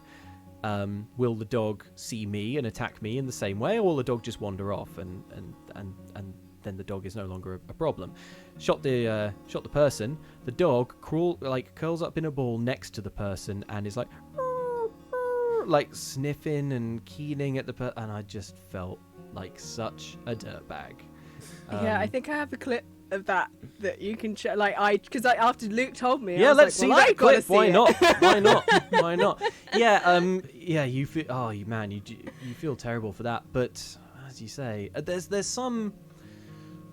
It's a complicated thing. I think this game's relationship with those kinds of guilt trips, because the stuff with the dogs I think is really hard and like sometimes unfair to you. Mm-hmm. And then you have we're just looking at it now. Yeah, there's the dog. The dog is upset. The dog is you've taken the opportunity to It's a short clip. It's thank goodness. There's the dog. It's sad. Right in the rump. Oh no, in the head. Bullseye. Right. Okay. Yeah, good. Quick. I wanted it to not suffer. Let's move on to another clip. Yeah. So that the stuff with the dogs. it's a bit full on. Then there's all of the things you do to people. And I felt like as the game went on, these guilt trip moments became increasingly problematic because I felt like Ellie/Abby, as you're going through, more Ellie to be honest, just wasn't learning the lesson at the same pace as the player.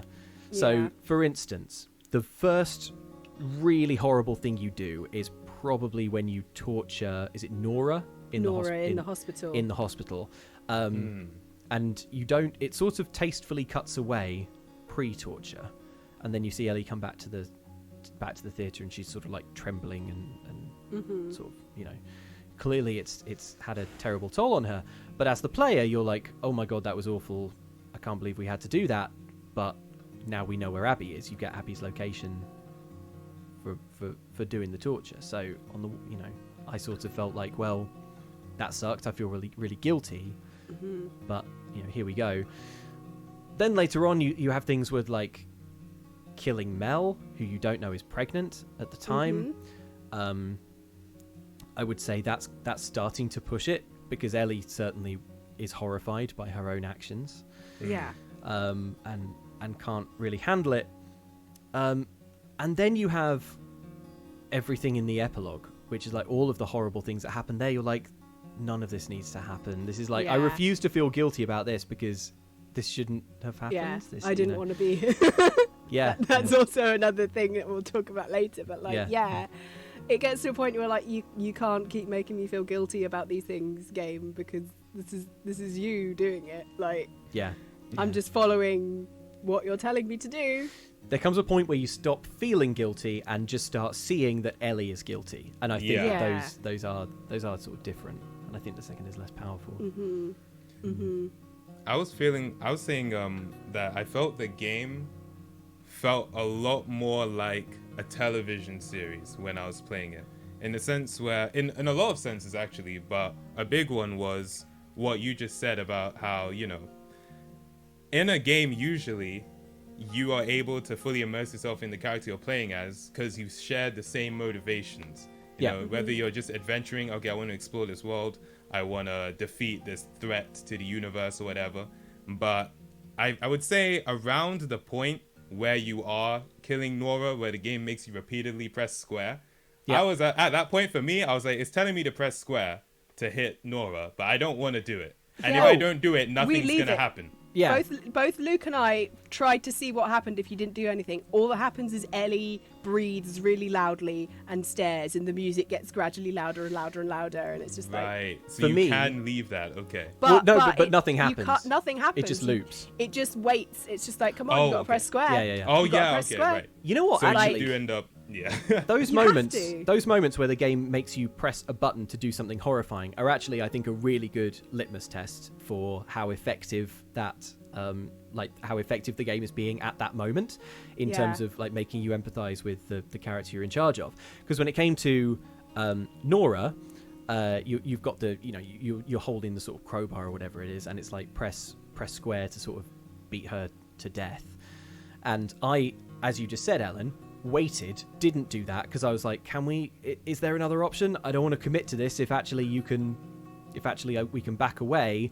But after like 20 seconds or something, or maybe even 10 seconds, I was like, nope, we're there. All right, let's beat the crap out of Nora, whatever.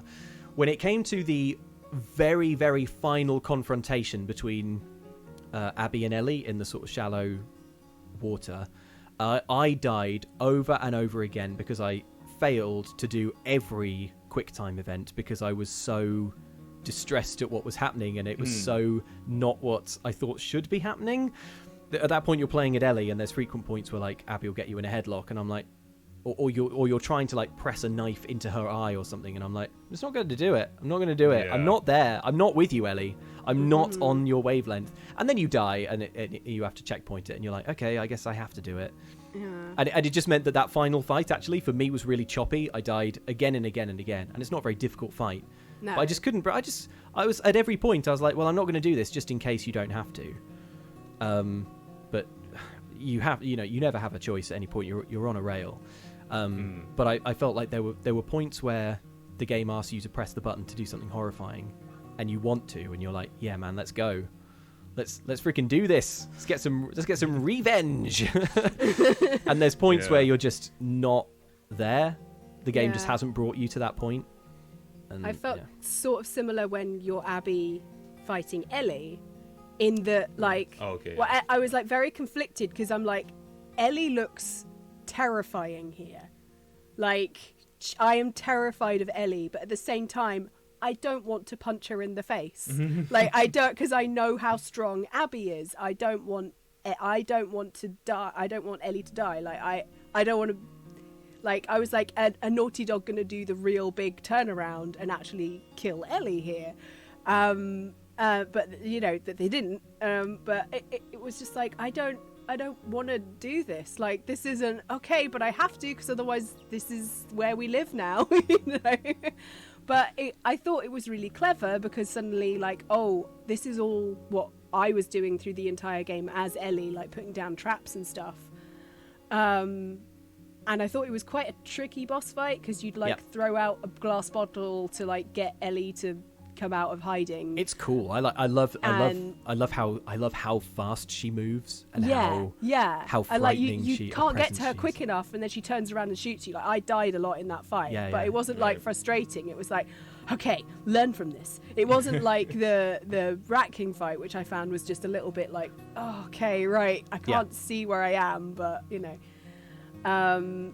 And it was so funny because I was waiting for a big fight to happen in the theatre, because when I walked through there as Ellie, and I was like, oh, look at these chest-high walls everywhere. Look, there's some like ways through here. Okay, all right.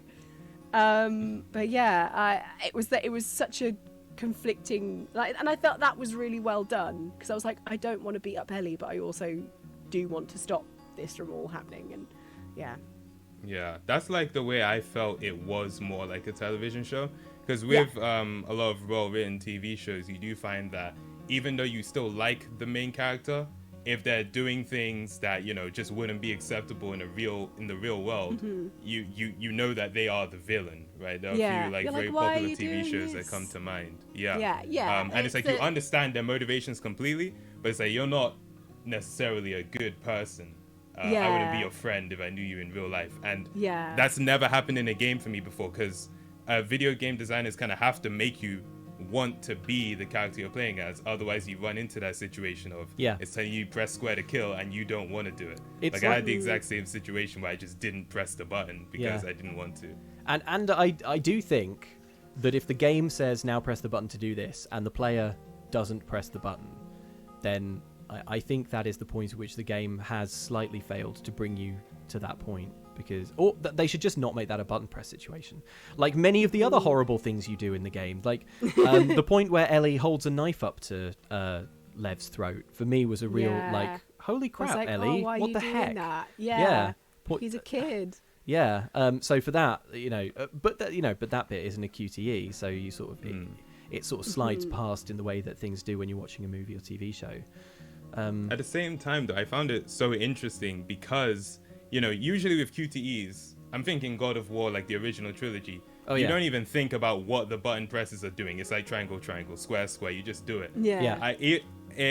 You said like you considered maybe a failure that you didn't want to press square, and I completely get that. But I also find it so interesting because there's no other game where that's happened for me before. The whole point of quick time events is it has to be quick, and now I'm putting my controller down. So I feel like maybe in some sense that's what Naughty Dog wanted to do. Could be. It's there's so many angles. If they want to do that, like, well done. I didn't want to press that button. If that was the mission, it slightly breaks the cinematic feeling of it when, like, for sure, when you're dying, like when you're like, oh, I don't think I want to press this, and you know. But I do know exactly what you mean, especially with that Nora one where there's no other threat, there's nothing else happening. It's just when you're ready to press square, we'll beat this woman to death.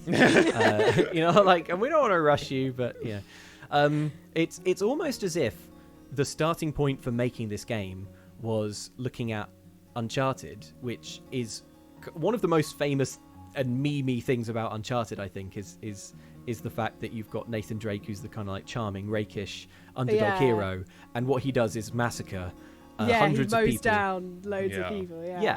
I feel like the starting point for this game was let's try and do the exact opposite of this. It's like, and I think that's why you end up in a situation where like all of these actions feel like they have horrible consequences, and you're just like, don't, Ellie, don't do it, and Abby, just walk away. Just stop, go away. Don't. Like, yeah. I think I can, like, there's some people who criticize the game for being like, it's so like, ooh, bad, violence is bad, and we're all like, yeah, we know. Yes, yeah. It's not revealing anything to video game players. It's not like, to slightly spoil an older game, but like Spec Ops The Line is like, because that is a very specific takedown of a particular type of modern warfare style shooter, not just like modern warfare games, but it's like, oh, this is like, do you think about what you're doing on all those other games?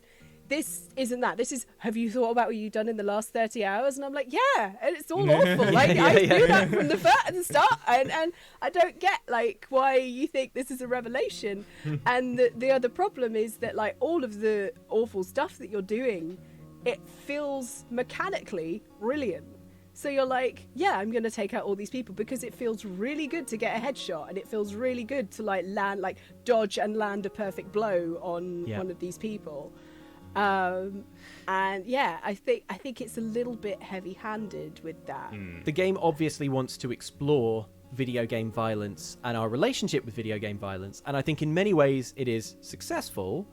But on the other hand, there are quite a lot of times where like I would get a sweet headshot and someone's head would burst, and I was like, yeah, like nice.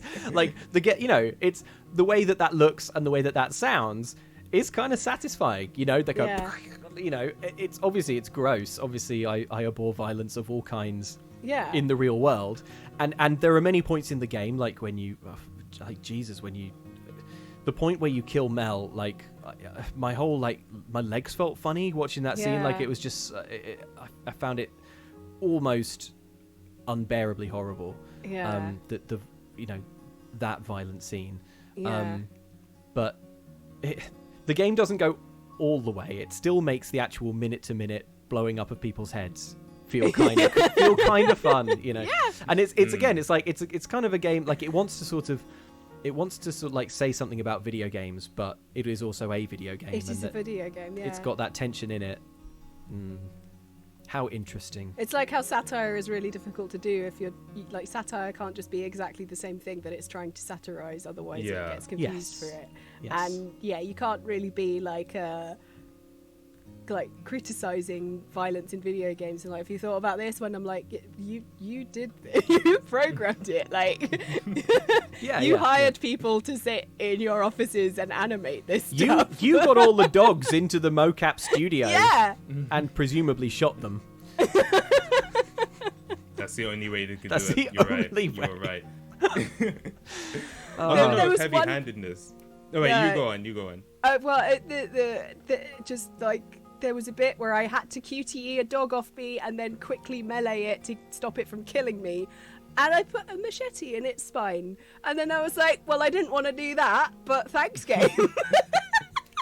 Yeah. Yeah. What were you saying, Simi? Heavy-handedness. Sorry, Simi. Yeah, I was just saying, like, no worries. On the note of heavy-handedness, right? But oftentimes when you kill an enemy or a dog in this game, you'll hear someone else call out the name of the enemy that you just killed. Man, yeah. And I understood what they were going for, because that is like a thing that would happen in reality. Gareth. But after like 3 times for me, it started getting comical, and I was just starting to guess what the names of the people I was shooting was, because I reckon this is a key. David. Exactly. Yeah. Oh, okay, that's not it. And the reason, I feel like if they had just done 2 or 3 moments where that happens in the entire game, that would have been very effective. But having it happen as frequently as it happened made it comical, because there were situations where a person wouldn't do that in this exact scenario, right? It was a scenario where, I have someone and I'm repeatedly beating them down with the melee. And it's only when I deliver the final blow, literally the exact moment the final blow is delivered, that the person calls out the name of who I killed. And they've They're seen just you in the hit, like, distance. beating them to And death. Yeah. And I said it. I was like, why weren't you concerned the entire 15 seconds before this person actually died? Yeah. So it did feel a bit weird. Mm-hmm.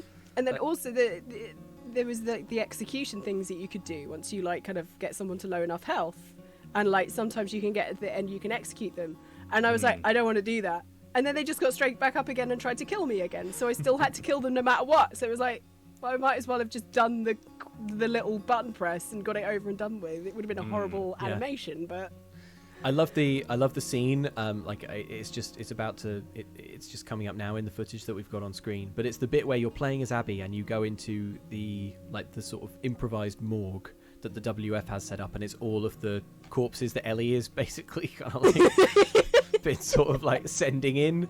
And it's just a real. So it's not even close to half, I think, of like everyone that you've taken out in the first half of the game or something. But like, I thought that was a neat trick. I think there's points at which this game that has a real light touch, understated and effective way of like highlighting the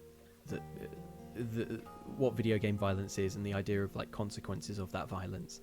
And then there's bits like you were just saying, Simi, like where it's less effective, like where the name shouting starts to sort of just become comical, or with the dogs where you're just like, no, I refuse to be made to feel guilty.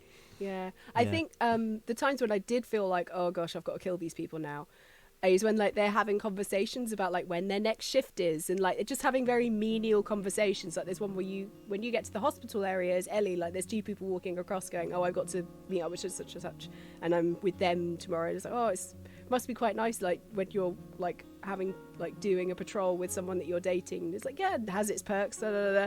And I'm like, okay, that's an actual human conversation.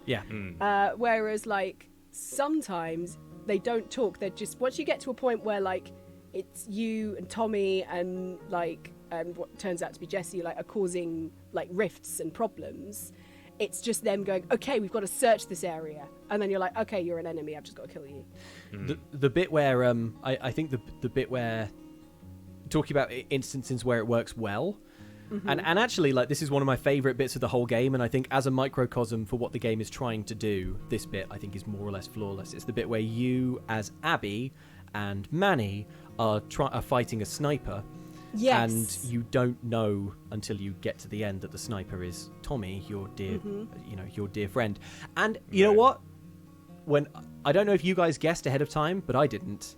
I feel like I probably should have, because we've already seen at that point Tommy being an incredible sniper. It was about halfway through. Oh, it was when you got into like the side building. Yeah. And then I was like, hang on. Is this? Like, I was like, this is someone that I know, but I'm not sure. And then there's a bit where you see them right at the end of the bridge, and then they go off, and I'm like, was that Denim? For me, it took embarrassingly long to recognize it was Tommy. Same. Like, I saw him when you actually find him and then throw him over the water. Yeah, that was when I realized as well. Who was that guy? Yeah. I was like, who was? I didn't realize at that point either. It's like, who was that guy? And then I'm like, oh crap, it was Tommy. My stream chat told me. I was like, oh yeah, obviously. Oh, okay. That was the point, right? The point where you first clearly see his face. Until then, I didn't get it. But I thought that whole sequence was a microcosm of what the game is trying to do, because you are playing as Abby, and you've done this before in a video game, because you're trying to fight your way up an emplacement, and you're being annoyed by a sniper. You've even done this before many times in Naughty Dog games, and so it's you and your pal Manny, and by the time you get to that sniper, you are so ready to kill them. You want to kill them because it is annoying. You've had to crawl under trucks, you've had to be in stealth, you probably got shot a few times even though you were like playing the game pretty well and doing what it wanted. And so like everything has come together to make you desperately excited to kill this sniper and stab him in the throat. And then it's like, oh, it's Tommy, who I love, and if I was doing this sniper section, and suddenly you just picture, how would this look if I was Tommy? And it would just be like a sniper section you've played in a video game 1,000 times, where like two people are kind of like running around, and you're just like, doof, doof, like getting them when you, and you don't even think about it. And and in terms of what the game is trying to do in like showing you both sides of a video game, like conflict, I thought that was that was the neatest example. It's one of my favorite bits in the game. I thought it was incredibly good and effective. Yeah. And also at that point, Manny died, and then I got closure on whether whether or not Ellie had killed Manny or not. So I was like, oh, we didn't kill him. Cool, he dies here. Great. Yeah. Well, now we know. The excellent bit about that bit as well is like he leads the infected to you, and I'm like, no, that's what I do. Yeah, you're like, doing? when he does that, you're like, what kind of sick individual would do something like that? A genius, that's who. Oh, me. Yeah. That bit was great. That's good. Speaking of Tommy, should we talk about Joel? Yay! Good time. All right, let's get on to the Joel chat. Here we go. Buckle up, folks. My life would have fucking mattered. But you took that from me.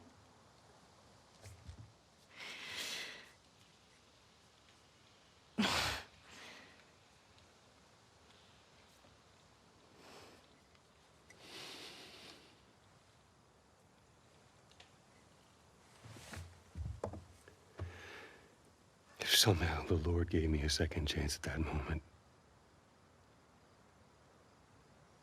I would do it all over again.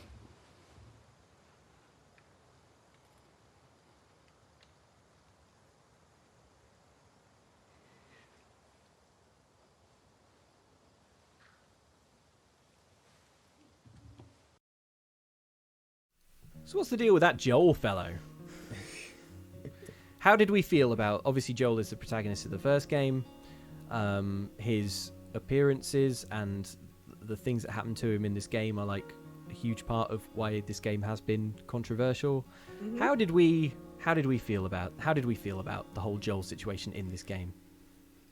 I think it was good that he died, because it was like Ellie really needed a strong reason.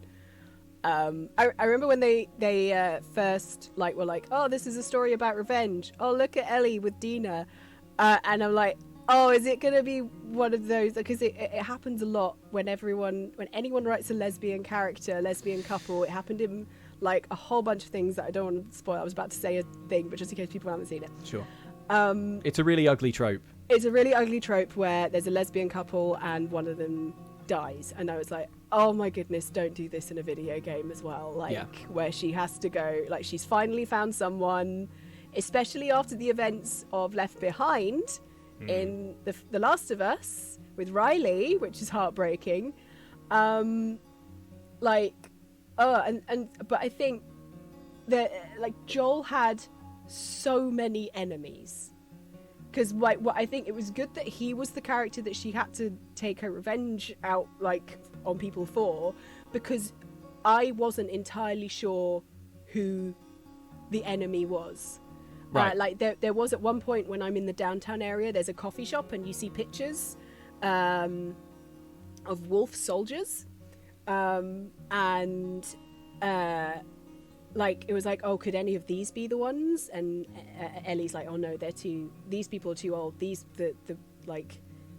people would have been kids. Yeah. And I'm like, oh, did Joel do something with Fedra as well? Because you actually find a note for Miller, for someone who's Miller, and there seems to be maybe there was this other thing where Joel ended up in Washington or knew someone, or he's been mistaken for someone, and he used to be a hunter, because there's a bit where in the first game where he's like, no, this guy isn't in danger, this is a trap, because I used to do stuff like this. So I'm like, he's probably made a ton of enemies. He made a ton of enemies getting Ellie to the Fireflies, even before he killed all the Fireflies. Mm-hmm. And so as much as it was oh, it's sad to see Joel die, and it was in such a brutal way, I kind of understood. And to be honest, he was the twist of The Last of Us was he's the bad guy in the end. Yeah, and you are the bad guy, the player. Yeah. You play it we've talked about today, parts of the game where it makes you do things that you don't want to. I remember getting to that bit where you're in the hospital, and I was like, I don't want to shoot a surgeon. This is the apocalypse. How many surgeons are there? Well, as it turns out, he was the only one. Who could do it, I was like, I don't want to do this. And then when he lies to Ellie, like, 'cause we did a thing about like saddest things that made us sad in games, and Luke, you chose the bit where he lies to Ellie because he chose selfishly to be like, no, I deserve you more than the rest of the world deserves to live. Yeah. And it's just like, but here's the thing. I think that ending is really interesting because although I think that was in a list about like video game heartbreaks were not over or something. Yeah, like heartbreaks were not over. Yeah. But I remember playing The Last of Us and I charged into that hospital and I shot every surgeon immediately with incredible haste because I was like, we're getting Ellie out of there. I don't care. Well, I was like, I want to get Ellie out. I want to get Ellie out. But it was when you got in there and there was a surgeon with a little scalpel and then you just go boom. I was like, oh, I didn't like that. I didn't like that. I was like, let's do this. We got to get Ellie out of here. But that's how I was feeling in that game. And the game had obviously done a lot of work to get me to the point where I was ready to shoot an unarmed doctor. And feel good about it, and so the game was working. The game was working as designed. I think it's worth talking about whether in The Last of Us 2 they really address that choice that Joel made, because it's a mass. In the one sense, you're playing it and you're like, you know what? I think I would have done the same.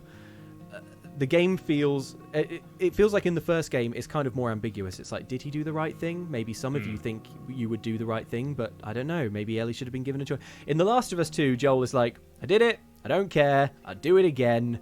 And Ellie's like, that's so unacceptable. You completely took away my choice for my life and my death to mean something. And then Joel's like, I don't care. I'd do it again. And then Ellie's like, okay, cool. That's fine. She's kind of just like resigned. Like, she's like, resigned maybe. Yeah. Okay, I don't want to not have you in my life. Just like you did that for me, but you mostly did that for you because I'm not. And I think it's worth asking whether or not Joel really gets his comeuppance for that lie, because I don't think he realizes who Abby is. I don't think so. No, I don't think so. But like he gets, obviously his relationship with Ellie takes a knock when she learns the truth. Yeah. But that scene is heartbreaking. Like for me, just because the animation on that was so just Ellie's eyes, just like her face just breaking down. Some incredible eye acting there. Yeah. But at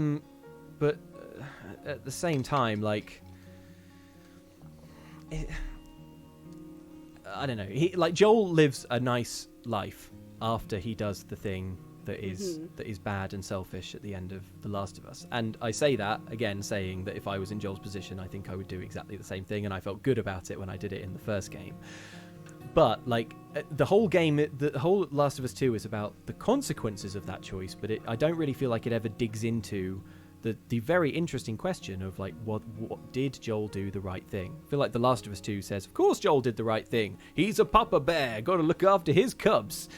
I feel like I didn't think it really got into it. I think I'm gonna have to disagree there, because I think I read the final scene where Joel is talking to Ellie differently. I understand where Joel's coming from, in the sense of he lost his only daughter, Sarah, as a result of, trying to protect humanity because the soldier was ordered to kill all suspected infected people, right? So he kind of feels like he's already made his sacrifice. Good point. And what good did it do? Yeah. So he's not going to do it again. And, so I get that. But I also do feel like the game still keeps it... I would actually argue it did the opposite. It leans more to he did the wrong thing. Because... one, Ellie is like suffering knowing that, she could have potentially been the savior for humanity, but now she just has to live in this horrible world. Yep. And it's like, and she can live a good life, but this isn't a life of opportunity. This is just a life of, okay, let's just survive, day-to-day survival. I mean? Yeah, sure. So it does go into that aspect of, the impact of his decision. Then it goes into the side of, he's killed the only surgeon who could have found a hope for humanity. And it also, it goes into the emotional turmoil he caused Abby which led to his death, which led to Ellie's even further anguish. And he did suffer as well because, you know, Ellie found out when she was 17, I think, which means there were like 2 years where Ellie and him just weren't on good terms, which definitely would have hurt Joel. And we saw, you know, when Joel kind of tried to come to her defense, Ellie wasn't having it because she wants nothing to do with the guy. Yeah. So I would just argue that, like, the game definitely makes us, I would say the game leans in the direction of, Joel didn't do the right thing, but he did what it would make sense for his character to do. Yeah. Well, now we're on screen now. We're looking at the Abby flashback in the zoo where you rescue a zebra, which was brilliant. And it was a huge sort of bombshell moment. The point where at the end of that scene, I think it's young Owen comes jogging up and he's like, hey, we found someone, look at these test results. And you're like, she's got the bite on the arm. She's got a mark on her arm that looks like a bite. I think it's the girl. I don't know when it clicked for you, but that was the point at which I was like, he's the doctor we killed. Yeah, exactly. Oh, yeah. I think Joel is really painted as the villain, especially in the flashbacks. It's when she goes in the hotel and he's like, you've got to put on your mask. And she's like, yeah, but why, no one though? else is here. Yeah. Like, I don't, and he's like, but just in case anyone sees. He's overprotective. It goes completely against what he said, where they were like, oh, there's dozen people and there's not a cure and it doesn't matter. And like that, it's those little things where he's like, no, like, I don't want people to fight. He gets caught in his own lie and then she works it out. Like, she's like, I'm kind of, are you sure? And it's that moment where they find the dead couple that got caught by a horde in the hotel, in the like hotel lobby cafe area. Yeah. And she's like, are you telling me the truth? And he lies again to her face, and I was like, Joel, what are you doing? What are you doing? You should have been honest. And like, she wouldn't have been as mad for as long if he had just been honest with her. But it was the fact that he lied to her for 2 years and was like, you have to go, like, you have to do this, you have to do that, and wasn't like being honest with her. And it was such shame. Like, I think, all right, I think you've both made very compelling points, and I think Joel does get his comeuppance, and because you're right, the intervening time between the lie and between his death are not happy times for Joel and Ellie's relationship, and that's what he did. That's what he did it for. You know, he did it because he loves Ellie. He didn't want to lose her. Didn't want to, but he lost her anyway because he lied to her. Oh dear, I have to say I didn't really miss Joel's presence. No. And I wonder if that was partly because the very first scene in The Last of Us 2 that you see with Joel and Ellie, obviously Ellie is, you know, getting a bit older. And I thought Joel was incredibly awkward. Did you get that? Like, it's the bit where he gives her the guitar, and it's like, dude, leave her. She doesn't want guitar lessons. But he's like, oh, I thought we could learn to play the guitar. I don't know why I'm doing my Arthur Morgan voice. I thought we could learn to play teach you the guitar. And she's like, great, I would love to sit with you for hours and learn guitar. That doesn't sound weird and annoying. So like there's already, and that's before Ellie knows the truth as well, but there's already they're already drifting apart, like, because they have that huge age divide and all the rest. Yeah, I think it's soon after that scene. I think happens very soon after they've got there and arrived. Yes. Because like, there's an immediate rift at the end of The Last of Us, because you can tell, like, her face, she's like, I don't believe you, but okay. Yeah. And like, and the fact that he's just like, oh, okay, like, everything's all good now. Everything's fine. Remember when I said that one time that we'll do music lessons and I said I'd sing for you? I'm doing it now. And she's just kind of like, okay. And yeah, you're just like, oh, Joel, you've mucked it up. It's all you've ruined this. Like, you've Joeled it right up. Yeah. And but I just think it all felt consistent though with Joel from the first game, and it's been a few years since I played it, but I didn't think that Joel in the flashbacks or anything did anything that didn't seem very Joel. No, he was very Joel. He was very Joel. He's a very, like, because I played Last of Us very recently, the beginning of this year, and I was like, he's really selfish, and like, he's just kind of like doing that. Like, when he first gets the job, he's like, do I have to? And then it's only through like going through a lot of awful things and then being like, oh, she's kind of like my daughter, and then he like latches onto her, and it's just kind of like dude, like he's a very selfish person, and it comes out like through revelations of what he did before the story, such as with the hunters and everything. And yeah, he was an extremely flawed character. And like, for me, I was like, look, I like him as a character, but I also wouldn't want to be friends with him. Like, as Tamago said, as Simi said, about Ellie a little bit. Like, yeah, it was... I when he died, I was like, fair enough.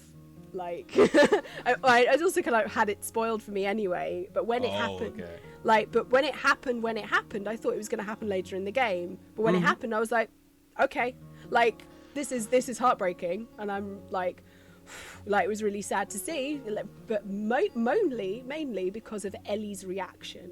Yes. Right. Yes. It's mainly because of, like, for me, like if a character dies in something, I'm like, oh, that's sad. But what it actually sets me off is seeing a character react to that and be like, no, I've lost someone. So I felt more pain for Ellie than I did for Joel himself. So. Right. I was lucky enough to not have the game spoiled, so when Joel died, so I was sad. I was sad for Ellie too, but I was also having my own moment of grief where I'm like, oh my god. I was like, I was in hysterics at that point. Yeah. I also had not had the game spoiled, fortunately, so when they killed Joel, I mean, as soon as he got captured, I was like, I can see which way this is going. I think I've guessed what the inciting incident for this game might be. But I was still very sad and very cut up about it. But I have to say that didn't carry through the whole game, especially because you do get quite a lot of Joel in the flashbacks. Oh, you get plenty of Joel. Like, you got that whole lovely museum scene where he's scene. being awkward dad Joel. The museum really scene was just plain beautiful. It was one of the highlights of the game for me. But I thought, like, even in that scene, like, Joel is doing a nice thing, obviously, and it is lovely, and it means so much to Ellie. Like, and when she gets in the spaceship and he sort of gives her the cassette thing, and it's like, but there's still an awkwardness to it. Yeah, it's still a little bit. It's still got the vibe of like. There's already a rift there. There's already. I think it's just the vibe of like hanging out with your dad. Like, it's never. It may never be that like completely easygoing kind of like thing, and I don't know. And he treats her like she's younger and less mature than she is, and he worries too much, and he's a little bit overbearing. I feel like Ellie is just pretty tolerant. She's so patient with him. Yeah, she's so patient with him. And like there were some criticisms. Like, some people were when people who were just really angry that Joel had been killed, a lot of them were saying that he used to be a hunter. He should have sniffed out that it was a trap miles ahead of when it happened. But to those people, I'm like, they were running from a horde of zombies. And they just went for the first help.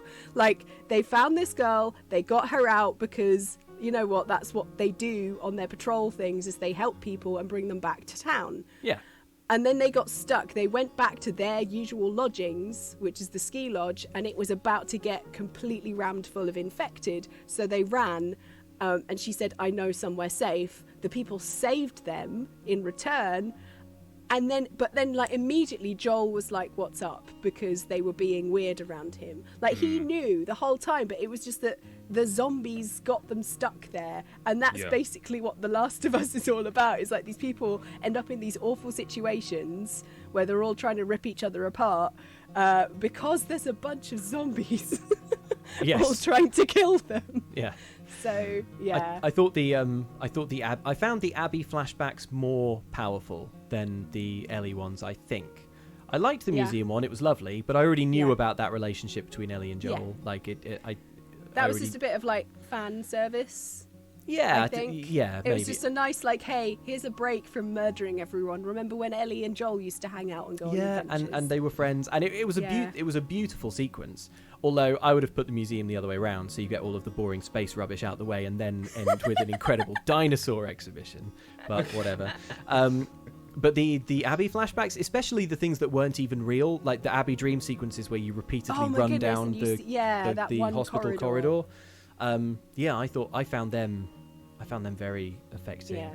And also just like the scene when Abby like finds her dead father. Oh, it's just. And you know what she's gonna find as well, and say, "Oh yeah, I know that's what's behind there because I did." That. Like Abby, don't go there, don't go there, please. Oops, I did it. Well, one of the. Hang on. I've briefly lost my train of thought, but I'm going to get it back. What were we talking about? We're talking about flashbacks, the hospital thing. No, it's gone. Joel, it's and gone. Whether he, no, it's gone. It's gone. It'll come back to me. It'll come back. I wanted to talk about like I do find it interesting that people are talking about how Joel should have had more intuition, and I agree with what Ellen said, where it's like his intuition was there, he was just overwhelmed by the situation. But that got me thinking of the question of why did he try to help Abby in the first place? A person might think, why did Joel do that? The answer I've thought of to that is, the entire point of the first game is his character arc is him learning to trust people and learning to think about people other than him. Yep. And so that shows that he is still the changed man from the first game, especially when 5 years have passed and he's been living with like literal kids are growing up in a town he lives in. He's definitely gonna have, softened up a little bit in a good way. Yeah. And so that's why I think, that would happen. I think everything that happened made perfect sense in that situation. Yeah. And the whole idea of Joel's arc kind of being completed is also why I think it makes sense that he did die at the start, because his character had the lesson that a character is supposed to have over the course of the story, unless you want to give them a completely new arc. But with Ellie, her arc wasn't over because the game ended with her questioning what happened to her. Yeah. Well, that's it. I never felt like the game was like treating Joel unfairly, or like it was making Joel do or say or act in a way that was inconsistent with his character from the first game. Yeah. But, and we'll talk about this more when we get to the ending, I can't say the same for Ellie. I think this game treats, for all the controversy about Joel being like written out of the story, I think the game actually does less justice to Ellie than it does to Joel. Like Joel feels completely consistent. There's some things that Ellie does that I'm like, this does not feel like the good, this does not feel like the Ellie from the last game or the Ellie from the first half of this game. Yeah. But there you go. Shall we crack on? Because before we get to the ending, what are we going to talk about, Ellen? We're going to talk about our favourite and least favourite side characters. Yay, side characters. I love them. Could I get a brief rundown of all the side characters real quick? Okay, so I don't forget anyone. Oh, yeah, okay. So who have we got? We've got Dina, Jesse, Owen, Mel, Manny, Yana, and Lev. Those are like the main ones. Yeah. All right, let's roll that clip. Ellie. We can get to the marina through here. No, we're taking a boat. You heard them, right? They're talking about Tommy. We don't know that. Who else is it gonna be? If it is him, he'll be gone by the time we get there. Abby is where he'll be headed, so if we just What if he's in trouble? He can take care of himself. Jesus Christ. The best way to help Tommy is to go after Abby. You do this, I'm not saving your ass again.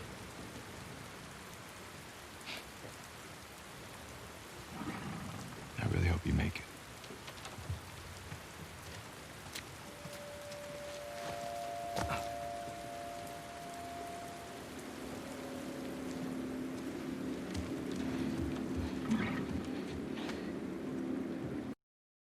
Little bit of Jesse there, doing the only thing that he did that I really liked. What? I love Jesse. What? No. I love Jesse. Jesse is great.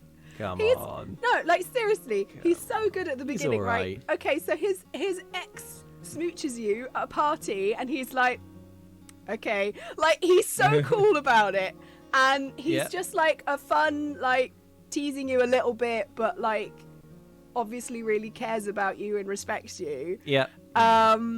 There's a lot of really funny interactions that you have with him when you're around Seattle, and like there as well, like he's like, Ellie, we're trying to get Tommy. We're trying to go to get Tommy, and you're going after. You're not. This is bad. You shouldn't do this. And like, he's such like a voice of reason in this game. Like all the NPCs pretty much are like, no, don't do that. Like your quest, your thirst for revenge is too great. But yeah, I love Jesse. So when he gets killed, and so spoilers, ungraciously as well, snuffed out, and then it, like, you just hear Ellie. It's worse as well when you do it from Abby's perspective, and you just hear Ellie go, Jesse, and you're like, I was just like, when that happened, I just like, no, like I actually out loud playing a video game just went, no, like don't do, you can't, no game, please no. It was. And that wasn't the only one as well. That wasn't the only death that I went no at with a side character. Yep. It was. I think it was the way Jesse died was so effective because it was so quick. It was and so sudden. It was so offhand, and it wasn't even on screen. Almost. It's like it's off to your peripheral vision. Yeah, I think. he just disappears, and then you look at him, and he's got a hole in his face, and you're like, that. No, my precious Jesse, who's so good. But I thought that was really effective. Yeah. It had that kind of Game of Thrones magic where a death can make season one Game of Thrones magic, where a death can make the whole season 3. Yeah, season 3. I love season 3. Anyway, it does that thing where like one character death, if it's done right and if it's done callously enough, can make the whole show or the whole game feels so much more serious, and the stakes feel so much higher because you're like, oh my gosh, I can't believe Jesse just died like that. But it completely makes sense because we're in a brutal zombie apocalypse where loads of people just die off the bat, and like it kind of happens, you're like, no, and then you're like, oh wait, this is The Last of Us, everyone's just dying around me everywhere. Exactly. But you're still sad about it, like you kind of have that. It's like just like the cogs start turning in your head, and you're like, oh, this is how everyone feels when I headshot their friend. Yeah. But it's actually done well. It stops they don't just call out the name. It breaks that illusion that because he's a main character, he's like magic. He's got that sort of magic plot armor that we were talking about earlier. Whereas, obviously some characters do, but you never feel like anyone is safe, and I think that's important.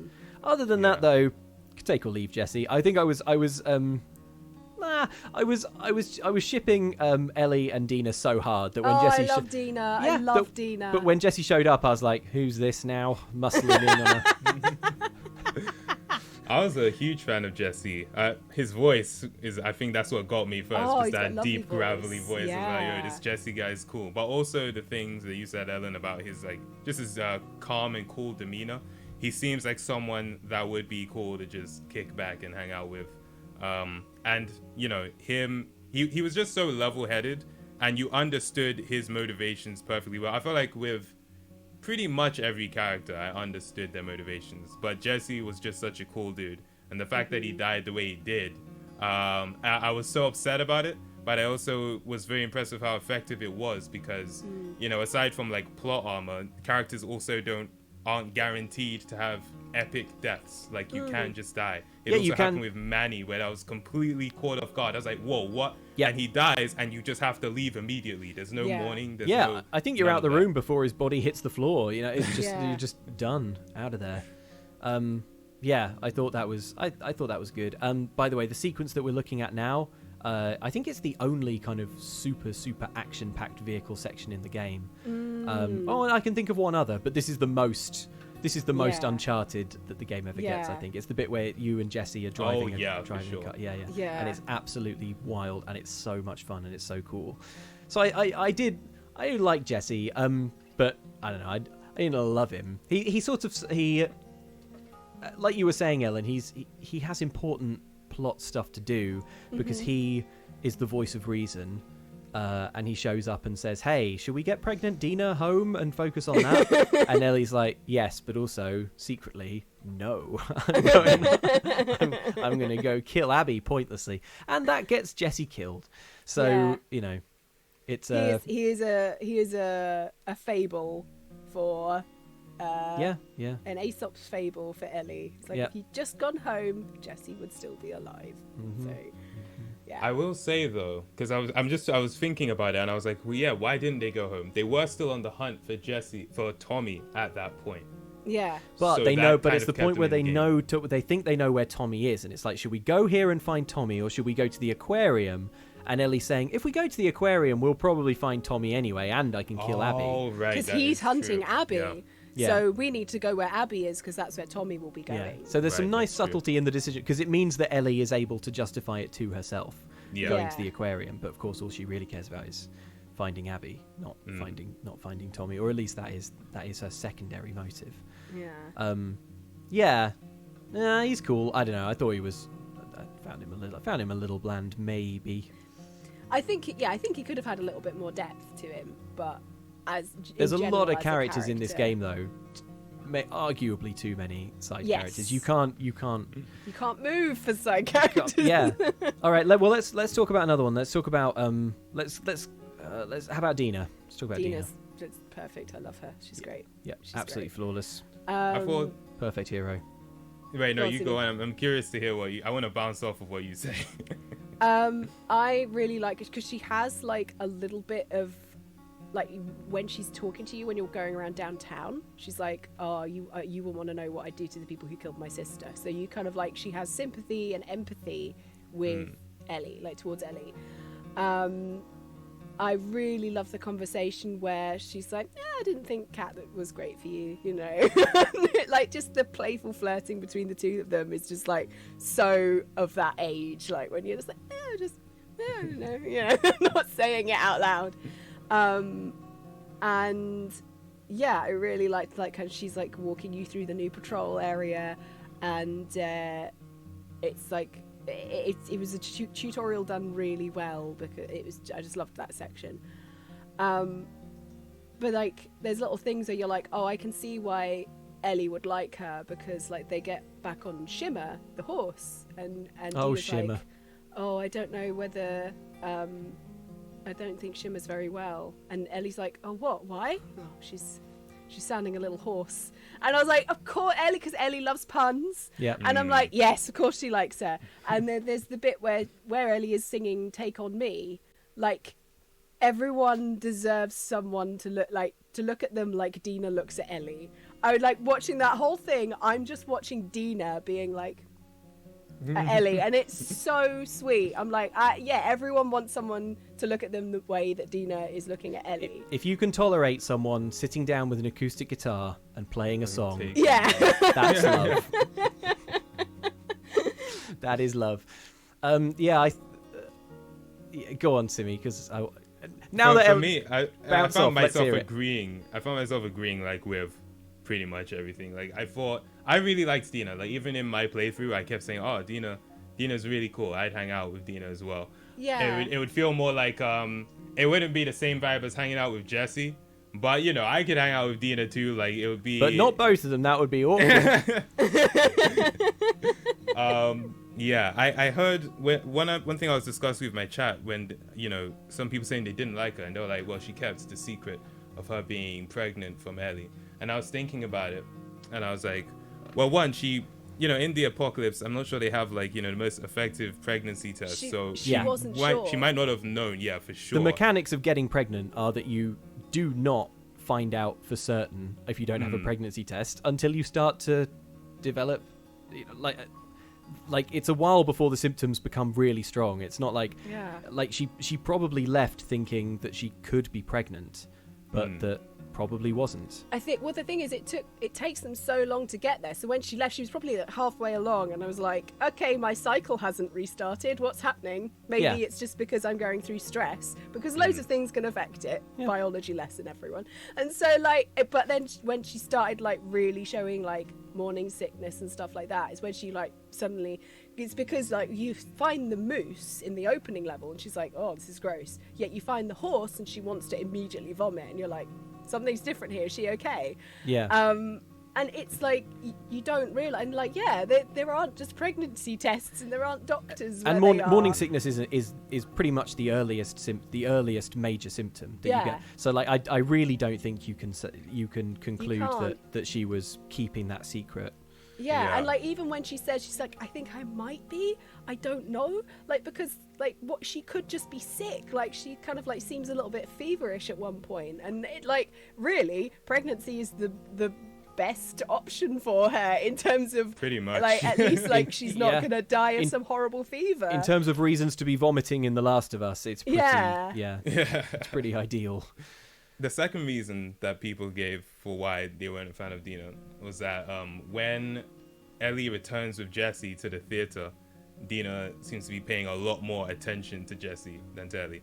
And my reasoning for that is, she has been away from Jesse for longer, not being sure whether or not she's going to see him again. It just makes sense that she would, be more enthusiastic about seeing him, but also, she still cares about Ellie. Also, her relationship with Jesse has fundamentally changed since then, because now she's seeing the father of her unborn child, which is very different to seeing your ex-boyfriend. So, and she also knows that it's probably worth being nice to him because she's about to drop a bombshell that might be worth buttering him up for a little. I've got to make him like yeah. I get you anything. Sit down, maybe. Seriously, sit down. Trying to like build up the strength to be able to be like, you're gonna be a dad. So there's some good news. Imagine that. Yeah. Love Dina. I think it's a bit of a shame how she ends up taking something of a back seat. As the first half of that game progresses, and she sort of changes from like useful ally into precious thing that must be protected at all costs. So some of her agency but she saves you at the last minute. She does save you because she's been like shunted to the side so much. You forget that she's in the theater, so you're like, Ellie's gonna die, and then she comes in and like takes Abby out. And I was screaming for Dina. I was like, Dina, wake up! And at that point where Abby has like the knife to Dina's throat. And Ellie's like, she's pregnant, and it's a perfect mirror of the scene where Ellie's just killed Abby's pregnant best friend, and and love interest also. At the point, like it shivers down my spine in that scene, especially at the point where Abby's just like, good. And is about to do it. It's and like, Abby, no, you're doing the thing. you're. Abby, no, but I think that was the game at firing on all cylinders, because I was like, I'm there with you, Abby. I don't want you to kill Dina. Definitely not. Yeah. But I'm with you. I see what's going on. I hope something stops you. Yeah. But I'm with you. I'm on your. I'm on Team Abby right now. Yeah. But who stops her? It's Lev. It's only bloody Lev. Who's absolute legend. Yeah. Oh my goodness. Lev walking Abby across the sky bridge and just being so understanding, so caring, so thoughtful. The total opposite of Owen when they're in the what a jerk. The Ferris wheel. Let's get on to Owen. Let's get on to Owen. No sympathy for that. I just felt like at the beginning, like he seems like a kind of fairly okay boyfriend in the zebra bit, but he just walks on and goes, the girl's here, and that's it. And helps with the zebra. But like, I just felt like just the juxtaposition between Owen being like, oh come on, you can be, just don't look down, you'll be fine. And then you get to Lev, who's like, hey, here's how you can do this, and is so understanding. It's like, hey, I'm scared of things too. This is what I'm scared of, and I'm just like, this is the kind of friend you deserve, Abby. I've got nothing. I've got nothing bad to say about Lev. I thought Lev is great. I thought he was a beautifully written character. I thought his arc, where you where you find out the reasons behind the shaved head and him and Yara having to leave. I felt so angry on his behalf. As the sort of story kind of got into that, in terms of like motivations for wanting to kill Seraphites, like that did it for me. That gave me all the push I needed to go through them. Such a revelation as to how they worked, like how it really was a cult beyond just like all the weird prayers and stuff, in that they all have to do certain things, they all have to have their hair a certain way, and then as soon as you don't do it that way because you express your gender in a different way or because you're trans or anything like that, like that's it. I there was some criticism where like Lev, it seemed like his whole character was just this, and what like he goes through a lot of bad things purely because he is a trans person, and I completely understand, like sometimes you do just want a trans character who happens to be trans and doesn't have to be. That is a fair criticism, a beating stick, especially in this game that is in other ways, I think, quite progressive in that it has like gay characters who aren't there just to be gay. If you know what I mean. And like the fact that like at one point that he's dead named, like they call him by the name that they used to call him, and like Lily, like, you know, I was just like, and people felt like, do you need that? I didn't need that. I'd already worked out because of the hair was enough. I worked out that all the men have short hair, all the girls have long hair. He cut his hair to match his, like, who he is, and they didn't like it because they don't see him like that. So I felt like that was enough. They didn't also have to, what they call dead name him, because like it's like a kind of a painful thing that trans people deal with, and didn't need it. Like, but yeah. Other than that, like the character, I thought he was fantastic. I thought he was just such a sweetheart. And his relationship with Yara, I thought was incredibly written and I love Yara. And absolutely beautiful. Especially the way that Yara had so many misgivings about leaving the Seraphite community, and you could tell that Yara, obviously, she was willing to get her brother out of there, but it was hard for her. Really hard, and Yara was under no illusions about what they were giving up and how hard their life was going to be. She didn't feel like she had a choice, obviously, because she had to do right by Lev. But I thought Yara was a very good big sister character. Very good, like model big sister. Yeah. When it comes to Lev, I was very impressed by his parkour skills. When I saw what he was doing, I was like, I tried it, I died, so I was like, okay, I have to find another way. But I was really interested in what you said about the dead naming thing, because with the Seraphites, I'm thinking obviously they've like excommunicated him from their cult, their community. So it's like, you know, that them doing that, I don't even think they want him to hurt. Like maybe we don't know what happened before he left, but you know, obviously you know, they know that he wants to be known as Lev. And so calling him that they're trying to kill him. So it's also their way of like... They are doing it to be hurt. They're to be doing hurt, it to certainly. Awful. So I'm curious, do you think it would have been effective if they cut it out of the game entirely? Because I feel like that's what naturally would happen in that situation. I think it would. It probably would, but... it is a cruel thing for the Seraphites to do. And I think interestingly, it only really happens in one area. And then it's Lev goes... When they know for sure that he's there. Yeah.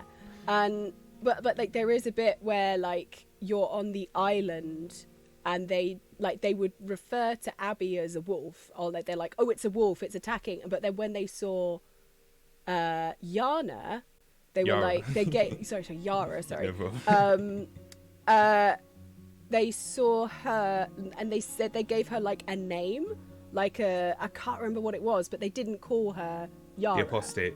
That's the it. Apostate. That's it. Well remembered. So I'm like, surely there's like they could have like, oh, it's like it's the traitor. It's the apostates, plural. You know. But yeah, like because I understand why the creator, like why Naughty Dog did that, because they wanted to like spell it out. But I also understand the people who were like, did you need to spell it out? You could have just said, hey, it's the traitor. It's, you know. I thought the I hope I'm right when I say that one moment that was sensitively handled was the bit where, like, after that, the dead naming has just happened, I think, for the first time. And I think Lev says something like, did you hear what they were calling me? And Abby, and this was another thing that just really solidified my love for Abby. She's like, she doesn't push it at all. She just is like, yes, I heard. Do you want to talk about it? And he's like, no. And that's I thought Abby, you know, a real.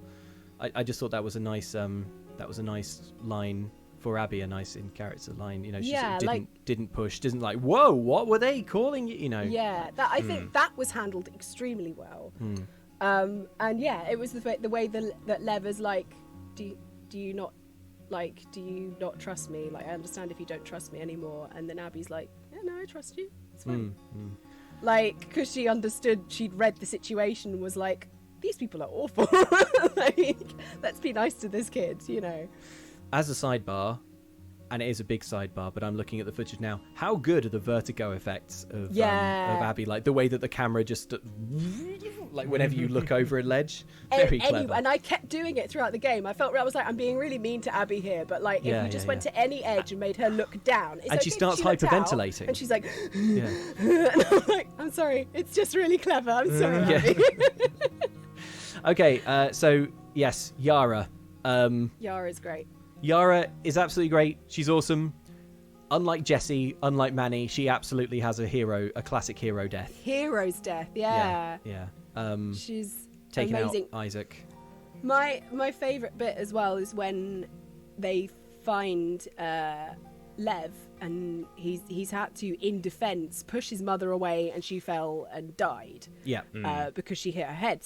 Right, and like he's panicking and like freaking out, and she's just like, she just gets him, like holds him by the shoulders and like, it's not your fault. It was self-defense. It's not your fault. It was self-defense. Yeah. Like it was her. Like and it's not this like, I told you so. I knew that she would be like this. It was just like, you're okay. Don't worry. Like, just best like, big sister. Again, excellent big sister. Yeah. Yeah. But also like I thought that, going back to what I was saying before, like yes, great big sister, but not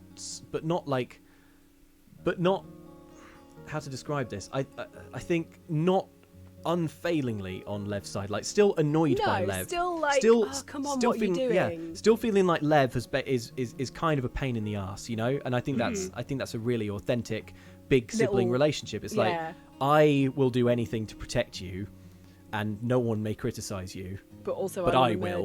But I have a lot of stuff to say about you that no one else can say. But me. Yeah, exactly. Yeah. So I loved it. Like I did a proper gasp.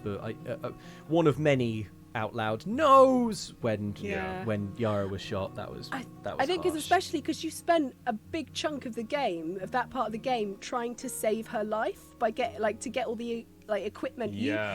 If it weren't for her, you wouldn't have fought that big Rat King thing, and you're like, look, this is going to be worth it. We're going to save her. It's going to be fine. And yeah, it was just like when she died, you're like, oh no, and like, you know, and in the back of your head you're like, it's Lev's fault because he came across here to get their mother.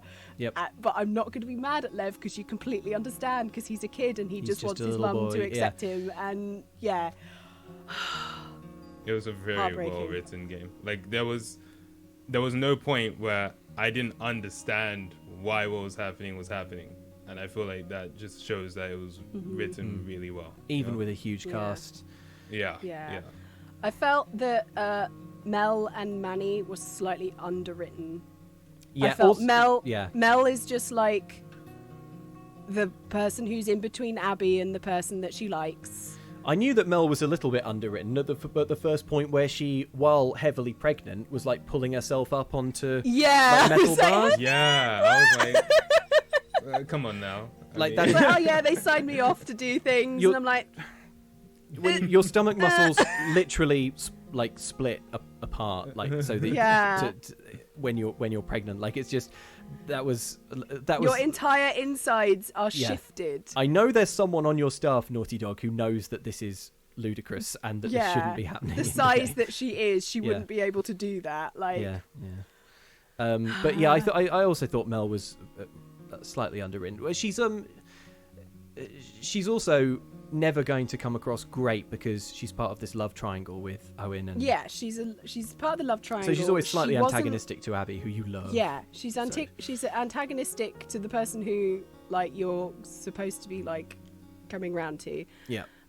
She's also not one of the original Fireflies, so she's not like one of the core team who like I think like not all of them are anyway. I don't think Manny is either. Well, I think Manny might have been a Firefly, but like she's like, I think, or she's a Fire from somewhere else. She was a student of Abby's dad. So I feel like she was. That was so it. she would have had to have Firefly. some affiliation, right? Yeah. But I think that says something because I'd forgotten that. That says something about Mel. Okay, I'd completely forgotten. Yeah, and because when you're talking to Lev, I think she's like, oh, she's a doctor. My dad was a doctor and he taught her how to do things, so it'll be good. And like when she's basically. Abby's either talking to Yara or Lev and explaining about modern medicine, basically, which is like, I thought Owen was an interesting case because for almost the entire time he was on screen, he was winding me up, annoying me because I just felt like he was kind of basic, just sort of a jerk, just like a little bit selfish. The point at which I got a little bit more into Owen conceptually. Oh, also, like, while we're still on his bad points, the stuff in the aquarium with Yara and Lev, where he's like, "Yeah, I'll take you to Santa Barbara," and then they relay that to Abby, and Abby's like, "Owen, why are you making these massive promises that you don't know if you can follow through on?" Because that's classic Owen. That's what he's like. He's just a dreamer. But I did get a little bit more interested in him conceptually at the point where you find him drunk in his yacht and you realise that actually he is just so sick of all the violence, and he's sick of this. He's sick of this escalating war between the Seraphites and the WLF. And at that point, I was like, "Oh my god! Finally, a character who is me in this game." Like that would if I was in The Last of Us 2 and I had survived that long in the apocalypse, which Lord knows I wouldn't. But if I had, that I would be drunk in the boat, going, "This is stupid. This is stupid, and I want nothing more to do with it. I want to sail away." And Abby doesn't really get that because she's more loyal to the WLF, and she's a born soldier, really. Yeah. But Owen, he's too sensitive for the brutal apocalypse. And at that point, I was like, okay, I'm a bit more. Now that he's morose, I'm more into it. Yeah. But then he immediately cheats on Mel with Abby. Like, you lose all sympathy. and the needle swung back. And the universe righted itself. Yeah.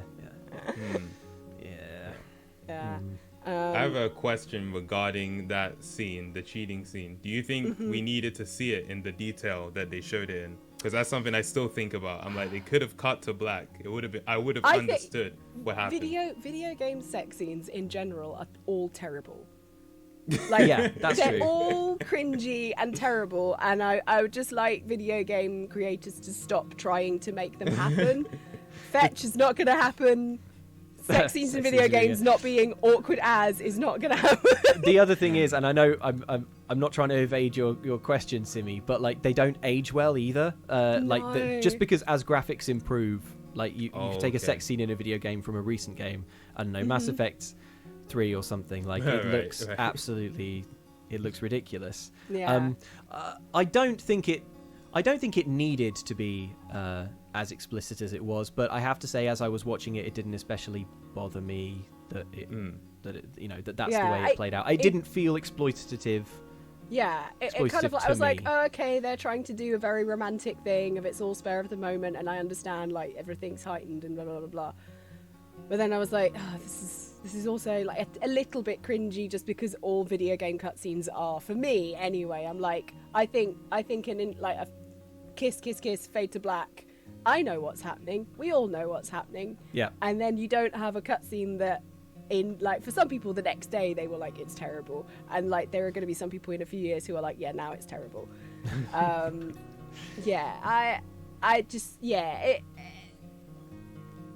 I prefer like in Fable when you hear like the ooh kind of noises. I'm not sure that would have been the right approach for this game. I don't think it should have been the right, but I'm like, that's like memorable in a fun way, should have been like in The Sims, where it's just like a blur. Just like a blur, and the bed is like the bed is around. Like no, I felt like okay, you didn't like. There's just like this weird obsession with having to animate naked people, and I'm like, I don't care about that in my video games, really. Like, right. Yeah. And like then you just get the people who that's all they can think of. That's all they can think of because they were like that. Why did I see that character naked? So yeah, I understand the people who are like this. I don't think it makes the game terrible. I don't think you can like take that one scene and be like, yeah, this game is bad, as I've seen some people try and do. I'm just like, no, it's just that video game creators are trying their best to be like films, and films at this point would have a scene like this. Yeah. But that's not necessarily something that a film needs to do anyway. That also is a convention that is just because, well, I don't know. I guess we gotta give them something a bit raunchy, don't we?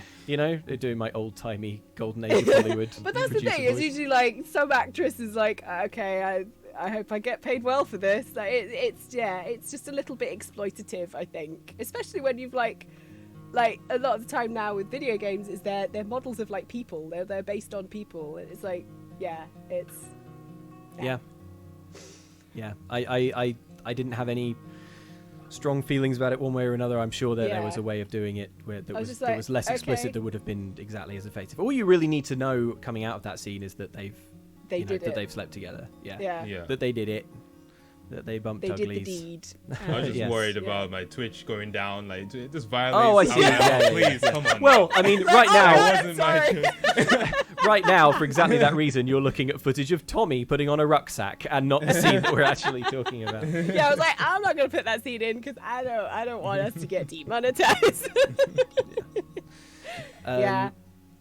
Manny, I could give or take, but I did enjoy him during the sniper section, and then was like, oh, when he was immediately taken out. I liked that he helped sneak Abby out. He was a very loyal friend, but it just got to the point. I think there were too many characters, and I felt like he and Mel were not fully explored as people. I think reading the chat, I think the chat is with you, Simi and Ellen, when they say that the Abby Owen sex scene felt a little tacked on and not super required. Just trying to skimming the chat now, just taking it. I think there would have been another way of doing it. I think there are certainly more heinous things that you can find in video games, but. It could have been. It could have. There was. I'm sure. I think there was probably another. I think way of doing that it. was them trying to be as tasteful as possible, but also like their obsession with realism. It's just like because it was a very spontaneous thing, so a fade to black would kind of look weird in that situation. Actually, I guess they were going for that kind of like cinematic, that sense of like urgency and impulsiveness, and if you'd have like a tasteful fade to black would have maybe made it look a bit more controlled and a bit more thought through than it actually was for those characters. What The Last of Us 2 does a lot is it goes suddenly to black, but you still hear what's going underneath for a couple of seconds. Yeah. So I think to make it a little bit like less. Like, I can picture that. Okay. Yeah. Like you just like they start kissing, they start taking each other's clothes off, and it's all passionate, and then it just goes black, and you kind of hear things, and then the music cuts. And then it's comes difficult. Back and they're both naked under a blanket, and you know exactly what's happened. Because I knew what exactly had happened. I didn't need, not being like, oh, I think it was the worst thing ever, because I kind of like didn't care about it one way or another. I was like, I don't think any of us are terrible prudes or anything like that. No, but no. Are there any other side characters we haven't talked about? Manny, he was all right. Then he died. Manny was fine. Manny was fine. Then he died. I liked that he helped Abby sneak out because he trusted Owen. There was that tight knit group, and you're like, okay, they're all friends. Yeah. And I was So I just thought of it. He has a name, but I don't remember what his name was. It was the dude with the baseball cap in the WLF. I want to say Tim, but it wasn't. the one maybe the baseball cap one. Isn't he the one who's going out with Leah? Yes. Oh, is the one he? who's going out with because right. Okay. yeah. Oh, he's the one that isn't he the one Owen kills? No. He's killed by Ellie. What happens? No. Like the one that he kills, you don't see it, but it's like, oh, Owen's gone rogue. He killed. I think that's just another guy. That's just the baseball cap. The baseball cap guy is a guy that is adamant they should kill Ellie and Tommy while they're in the room. Yes. Where Joel is. Hang on. It's on the tip of my tongue. I'm looking at the list of characters. Jordan. Now. In fact, maybe Jordan. There we go. The chat's caught up. Yeah. There we go. His name's Jordan. That guy. I was like, is this game gonna make me like this guy? Because that guy was the most annoying dude for me when I was playing as Ellie. I was like, this guy is such an asshole. Yeah. So for me, I didn't like him. But when it went to WLF, I'm like, I'm sure there's some likable things about this dude too. He was just purely. I think he was the person on the team that just heard, oh, we're gonna go kill someone. Yeah, I'll come with. Yeah. He was there on a mission, and it was nothing to do with what Abby wanted to do. He just wanted to like kill, and that's it. Jordan was rubbish. I hated him. But like he's part of the reason that, like I was saying before, in the first half of the game I was just blowing through these WLF sort of like, you know, old schoolmates or whatever, like stabbing everyone as Ellie and not really keeping track of who was who, because I was like, if they're not Abby, I don't really care. Like, but I wish I'd been paying closer attention. Shall we move on to our final discussion point? Yeah. And what is that, Ellen? It's the ending. It's the ending. Here we go. Hey, come on. We've got a family. She doesn't get to be more important than that.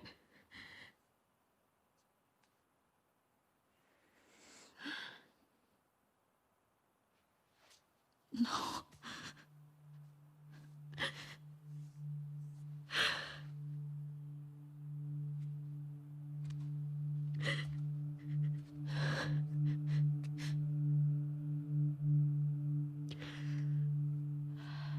I'm not gonna do this again.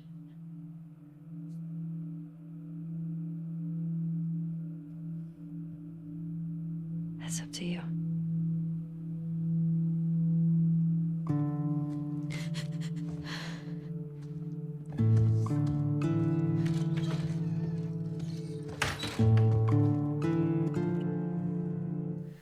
Okay, that for me, the scene you just saw there was the point where Ellie crossed a line that I didn't think was especially in character for her, and also just made it very, very hard for me to sympathise with her in the game's epilogue.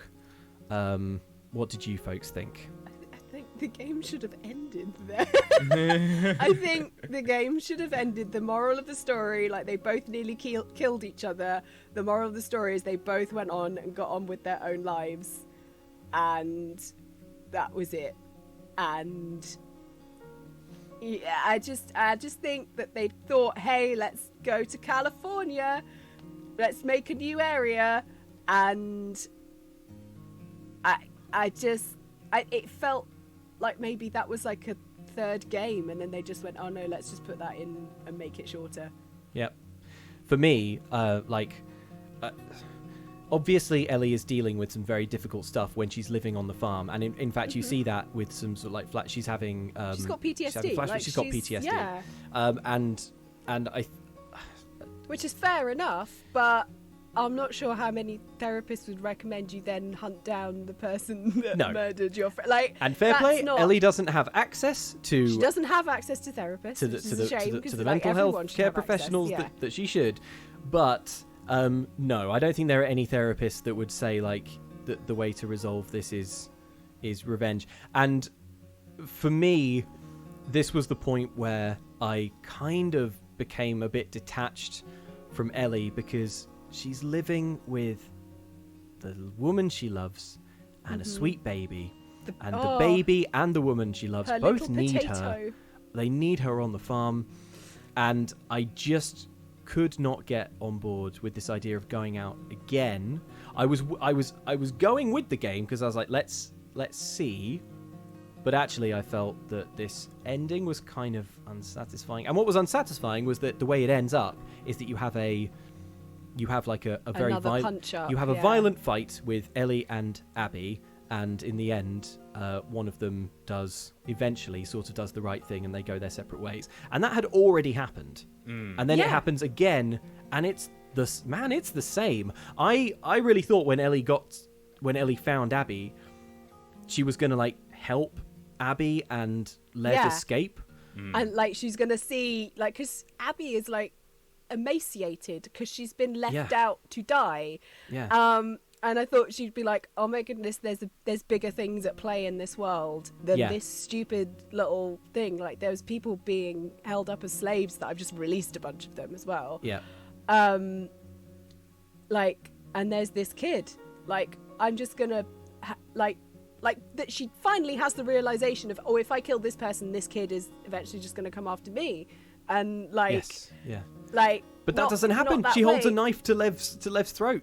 So to force Abby to fight her one last time, and you're like, can we skip to the bit where that we know is coming, where we're done with this, where we're done with the revenge story? It's like it's such a pale imitation of the scene where Abby nearly kills Dina. I think with the like she's pregnant, good. Like that scene felt so powerful, and then to just basically do that exact thing again. But the only Ellie difference is being that holding Ellie the knife at the throat, and the only difference being that Ellie has left a baby and Dina to go on this rampage. So yeah, I don't know. I found it broadly unsatisfying, but I did really enjoy the visual of Ellie coming back and not being able to play guitar anymore. I thought that was. I had no sympathy for her. No, me either. But I don't think you're supposed to. I think you're. I think that's. I thought that was a really good visual metaphor for what she's lost. Going back to an empty house where all there is a guitar she can't play anymore because she gave everything up for nothing. She was. Abby let her live twice and she wasted it twice. But she'd already this hurts as a fan of Jesse. She'd already lost one of her best friends. Oh, I forgot about Jesse. Oh, yeah, him, yeah. But yes, no, you're right, yeah. It shouldn't take her having to lose her fingers for her to finally learn that lesson. Because she'd already lost someone, like an entire human being who was a huge part of her life and had, followed her, not through her asking, had just come because he was like, you don't think I'd let you go through this alone. There was a little bit of a switch in the trailers. It said it was Joel, but it was actually Jesse. And I can understand the people who were mad at that, but I really like that they did that. I was like, ooh, that's clever, but I'm like, just don't trust trailers, people. Don't trust them. It was just like, what did you expect? You've got a daily reminder of the person you lost the last time you went on this crusade. Yes, in the form of the baby. In the form of a cute little baby who Ellie calls my potato. And it's just like, I got that was another. It was like the guilt trips. I got angry at the game, and it was like, no, don't make me feel bad for her because she did this to herself. Yeah. For me, I feel like she was doing better. The fact that she actually, that baby looked to be, I'm not great with baby ages. It looked to be about a year old, maybe. Mm-hmm. I don't know, maybe, but I think that's a reasonable read. Quite chunky, but not walking. Yeah. So it seemed to me that she's actually had a year of kind of living with Dina and seeing JJ grow up, and the scene where they're dancing and all that. It seems like she's trying her best and doing well, and she still has her issues, but she's got it under control. Keeping in mind there is no emotional support outside of Dina for her. And then what happens is she's revisited by a ghost of her past, who I thought was dead. Tommy comes, right? I thought Tommy was dead. So when I see him and he's limping, I'm like, oh, he's alive. But then he kind of reignites a flame that she's been trying to douse a whole year by saying, are you really just gonna let Joel, are you gonna let this happen to him? And after that, Tommy was angrier at this point than he was right after Joel had been killed. And that's something I want to go into. I feel like I don't even know if that was right for Tommy, that they made that his character. Completely agree. I think what you're supposed to read into it is that actually there's more going on than just revenge on Joel, because Tommy's talking about, for example, he split up from his like long-term partner in Jackson, right? And now he's obviously like has physical struggles as a result of being shot in the head. So I think what you're supposed to infer is that Tommy has become quite bitter, whereas before, even after his brother was savagely murdered, he was quite an avuncular, sort of pragmatic, chill sort of dude. I thought it... So, for me, Tommy made sense. What didn't make sense was that Ellie didn't have the emotional intelligence to go, Tommy is only saying this because he's in a really bad way and he's having a really hard time at the moment. Or I feel like Ellie, as she's presented in the game, is smarter than that.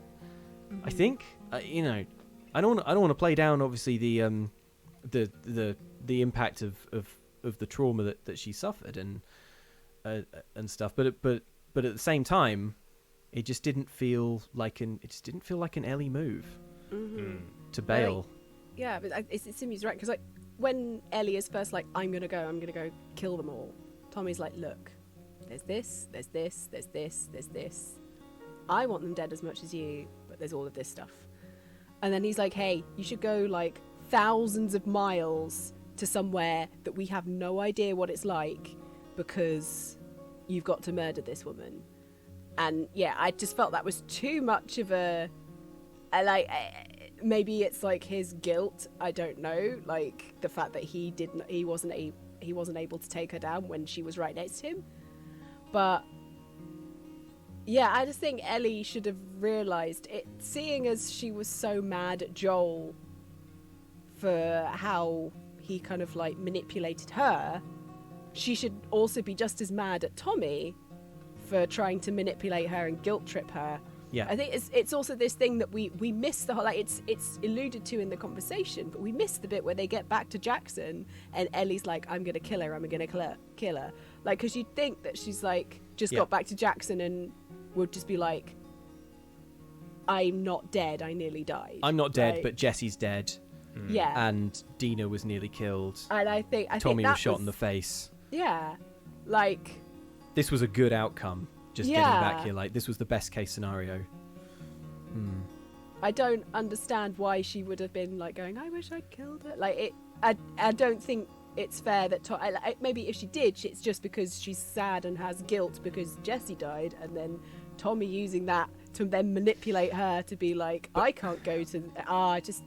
But no one has a greater claim on Jesse guilt than Dina, and if Dina's saying, please don't go, she doesn't get to. What did she say? She says like Abby doesn't get to be more important than like what we have that's here. the lie. Yeah, she doesn't get to be more important than us. Yeah, but at this point, Ellie is just she's gone. I think it's interesting as well. Like in that epilogue, obviously it's not just Ellie. You also play as Abby briefly, and although you primarily play as Ellie, I think Abby is presented far more sympathetically in terms of what have these two women decided to do with the second chance that they have granted each other. Yeah, she's like, I'm going to go and find the people and just be with them. Abby is using her time constructively and she's looking after Lev, whereas Ellie is kind of doing the opposite because she's sort of giving up the young person that she's protecting to sort of get back on the revenge crusade. Yeah. Difficult. I mean, I thought it was so cool to go to California. It looks beautiful. I think it was cool. I think what could have been really cool is you get there, you play the scene as Abby, they get captured, end of game. The next game is you playing as Abby and having to get out of the slaver encampment. Oh man, that is just exhausting thinking about a next game. Yeah, I know. I would like a DLC of it. I think this bit feels like DLC, but with in terms of like the gameplay, like there's fun extra things where they have like clickers tied up. Like it's the story wise, it's awful because it's slaves that they've just infected and left chained up to turn into clickers. But you can like set them free and set them off after people, and it's brilliant. Like they're hoisted by their own petard, But like, yeah, like so you said, it feels like it's like it would be good DLC, but they tie Ellie's revenge story into it, and like I would have just preferred to play some DLC where you play as Abby and you have to get out of the slavers. Again, like I'm on board with the Santa Barbara coda to the game. I'm down with it. Yeah. But I don't feel like it added anything. I don't think it moved anyone's character along from where it started, which just makes me feel that it just wasn't that it was a missed opportunity.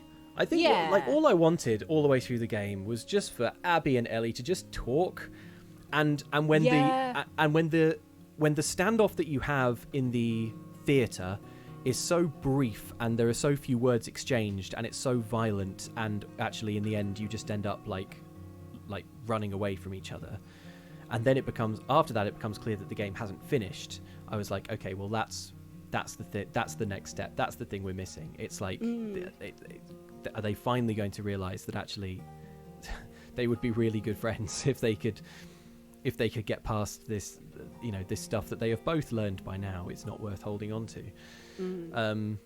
But they don't. So they don't. It's just like this silent walking towards the boats. Like Abby is helping Ellie, being like, the boats are this way. It's so like right now the footage we're looking at is when Ellie has just cut down Abby, and the first thing Abby does just looks at Ellie and then just walks straight to Lev. Yeah, she was like, she has the right priority. Abby is has such a one-track mind of like, get Lev out of here. Yeah. Get us out of here, protect him. She just is not interested, and it's just, I don't know how you could possibly play out this final scene and be on Ellie's side. I certainly wasn't. I was, I'm hashtag Team Abby at this point. Yeah. Through and through. What did you think, Simi? I'm thinking about it more and more, and I'm trying to like understand Ellie's mindset, and I'm thinking it could potentially have a lot to do with how they grew up. Abby grew up with her father, and she grew up around a bunch of people that had like the Fireflies. Ellie was a Firefly, but she was an orphan Firefly, and maybe there's something about not having such a key figure in your life that will mean that you just kind of turn out differently. Obviously there are also inherent personality differences, because one thing I found in the game was that Abby was consistently the bigger man, in a sense, the bigger person than Ellie was. And so I was thinking, is it to do with how they grew up, perhaps, that has contributed to how they play out certain scenarios? We should talk about it as well, like when it comes down to it, obviously Ellie chooses not to kill Abby, which does bring her finally to the conclusion that you've been waiting for her to get to for 30 hours, which is that like revenge is dumb, and doesn't help. How did you guys feel about the way that is orchestrated? Because what happens is she's drowning Abby, and then she has that flashback to talking to Joel. And the way I read it, at least, was she remembers that she forgave Joel, even though it was the difficult thing to do, and then flashes back to the present and is like, I will forgive Abby, even though it's the difficult thing to do. That's how I read it. What did you guys think? I didn't read. I was just like, why are you drowning this woman? Because I had too much of the revelation of, she was fine with Joel, so I had this weird thing of, I kind of have more sympathy towards her at the beginning of the game when I was mad at her, but I'm still mad at her now. Like, because my whole mindset was like, you're going on this rampage because you feel guilty because you hadn't had that, like, we're friends again with Joel chat. Yeah. And so I was concentrating on that and not so much of how it linked directly to what she was doing to Abby. Right, yeah. I saw the flashback, like that split second can flash to Joel, and then she lets go of Abby, and I was like, for me immediately in that moment, it felt a bit cheap, because it was like that seems like a cliche. The character suddenly realizes the error of their ways. She's had a lot of time to think about it before the drowning. Exactly. Yeah. So why is it that it's now in this exact moment? Is it the loss of your fingers that really triggered it? Like, that's the bit where I still think about it. And that's why I agree with you, Ellen. If they maybe had shown that scene before and then we could know that that flash was that scene, maybe it would have made more sense. But in that moment, it just seemed like Ellie just suddenly decided that she wasn't going to kill Abby, when for the first time in the entire game, she has Abby dead to rights. Like, Abby's been owning Ellie in every 1-to-1. Yeah. Ellie has nothing on Abby. The first time Ellie can actually win, now maybe that is what it is. Maybe knowing that, maybe it's just knowing that she beat her. Yeah. Maybe that's what clicked in her mind. Oh, she could die in this very moment. Yeah. Let's not do that. Despite the fact that I've killed 100 other people. I don't know.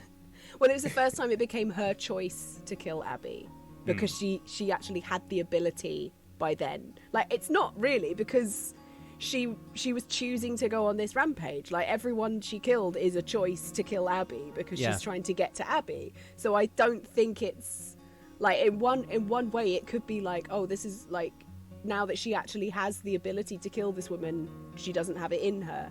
But like, she's already killed a bunch of other people who don't matter to her as much as this woman.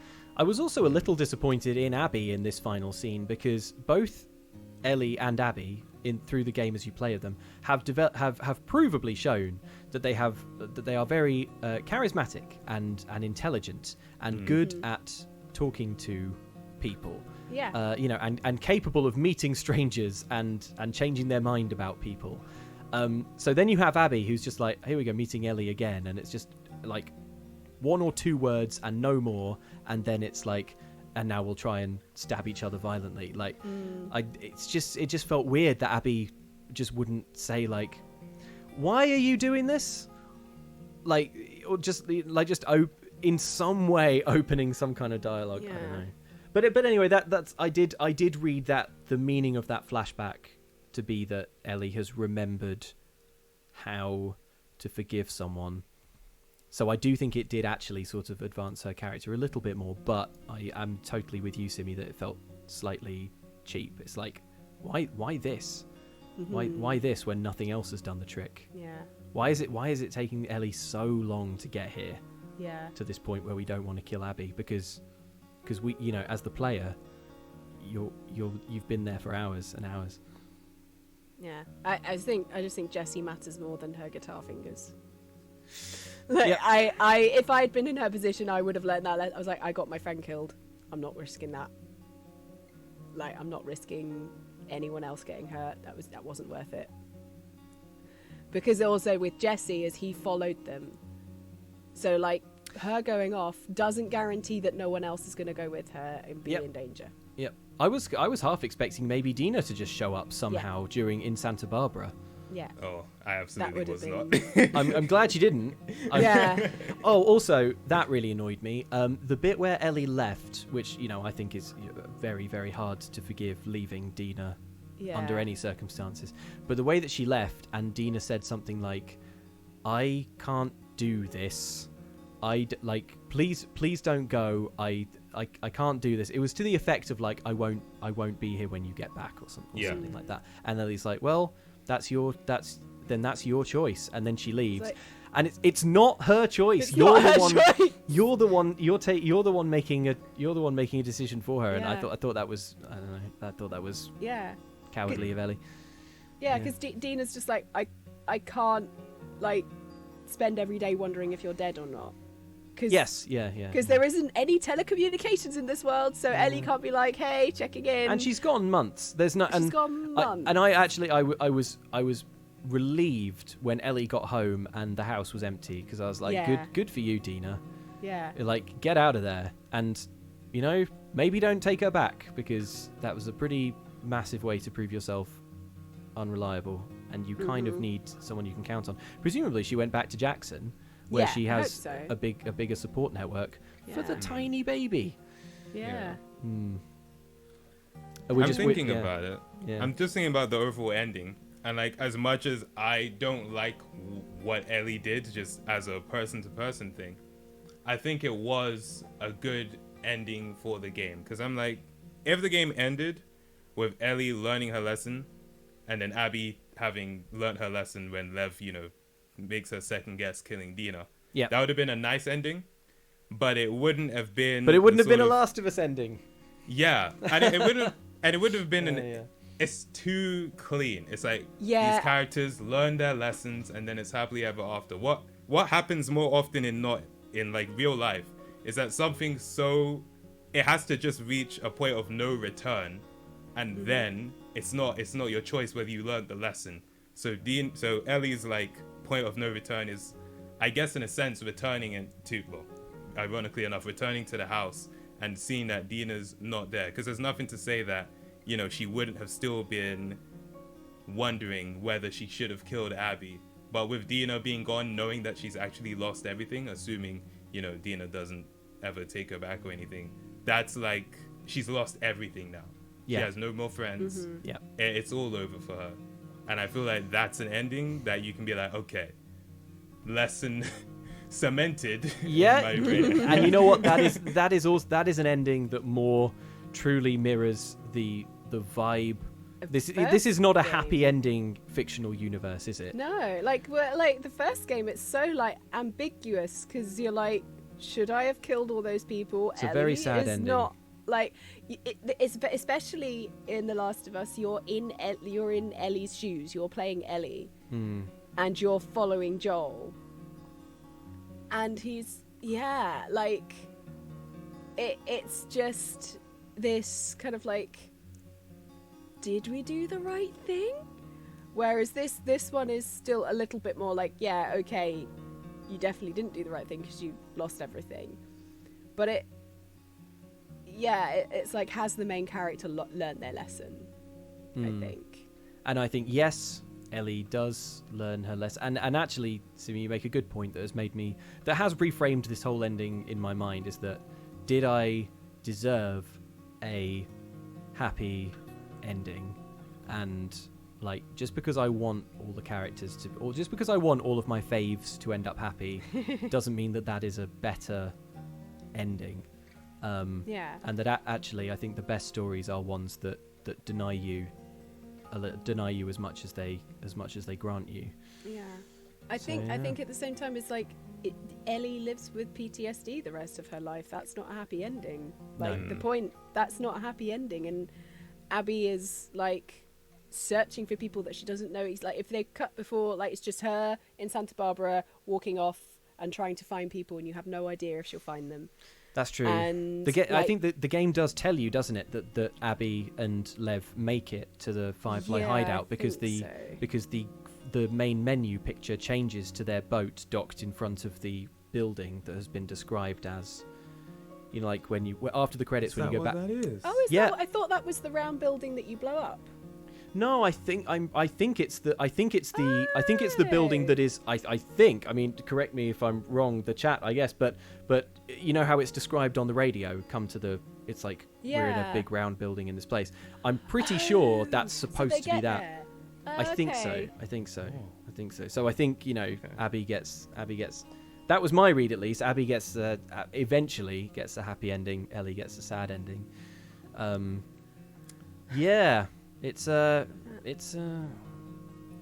think I wanted a slightly more ambiguous ending. It's not ambiguous. It is bleak. Yeah. It's just like, oh, Ellie's lost everything, and Abby, like morality, like Abby did the right thing by leaving. Like, she got to a point where she was like, I'm gone. She still did something terrible at the beginning, but like her priorities changed. People in the chat, I think, saying Luke is right, Luke is correct. Yeah. Oh, right, okay. So that's cool. I didn't know that. That is really cool. But yeah, like, it was. I just wanted there to be a little bit of like, look, there is this like happy ending that she's got with Dina and the baby. But you're right, Ellie. You're right, Ellen. That would have been an ambiguous ending, like, because it's not that happy, because she still lives. She didn't get revenge. She lives with the trauma. She's lost Tommy as a friend because she's not going out for revenge. Yeah, that would have been an ambiguous ending. Yes. Also, though, one nice thing that I liked is the baby is called JJ because he's named after Joel and Jesse, which is cute. Also, cutest baby I've ever seen in a video game. So lovely. So cute. sure. But yeah, I just think that would, like, she's got this perfect life. They've got the farmhouse that they chatted about in downtown, but she's living with PTSD, and that's a very real thing. And that, I think that's just I don't know. But I get the direction that they went in, but I just felt it went against Ellie's character to get there. I agree with you both. I know what you mean. I wish I could say that the ending was just I wish I could say that the ending was as much of a success as I felt like the game was overall, because again, we've spent most of this stream talking about things that we didn't like, but I think it's a testament to how good the game is that you can play, and how bold and ambitious it is, that it makes all of these bizarre choices that you sort of struggle with and struggle to reconcile, and some of them you really think about, and at the end you're like, no, I get it, that's good, and some of them you can't get on board with. I think it really split me at various different points in the game. I didn't like the structure of it that much, not the 2-act part, like the Ellie then Abby bit. It was how they revealed how, like, Ellie's relationship with Joel and how it had changed. I think that really, like, as I said earlier, holding that clip right till the end, after you've played as Abby as well, I was like, I see Ellie in a completely different light now. And I would call the game a messy masterpiece. Yes, it's uneven, and there's a lot that's wrong with it, but just overall, when you take it all in, it's unbelievable that it exists. What a staggering video game. It just, like, the way that it's crafted as well is amazing. It's got that slight Red Dead Redemption problem where they put in too many, like, when she's upgrading weapons and stuff, and you see all the bit, you're like, the first time you see that, you're like, oh, cool, that's clever, and then the 50th time you see that, you're like, all I could think of was like, oh, some poor person had to just sit and animate all of this, and right now all I'm thinking is, oh, come on, like, this is so slow. So, like, the people who worked on it worked really, really hard on it, and, like, they deserve all the praise. So, like, but there's just elements of the story that kind of took that shine off it, or like the violence is bad, but look at this amazing animation of, look how well we've animated this head exploding. It's also so interesting that, like, this game has been years and years and years in development, and no one could have had any idea that this game would be coming out in, like, during a pandemic lockdown.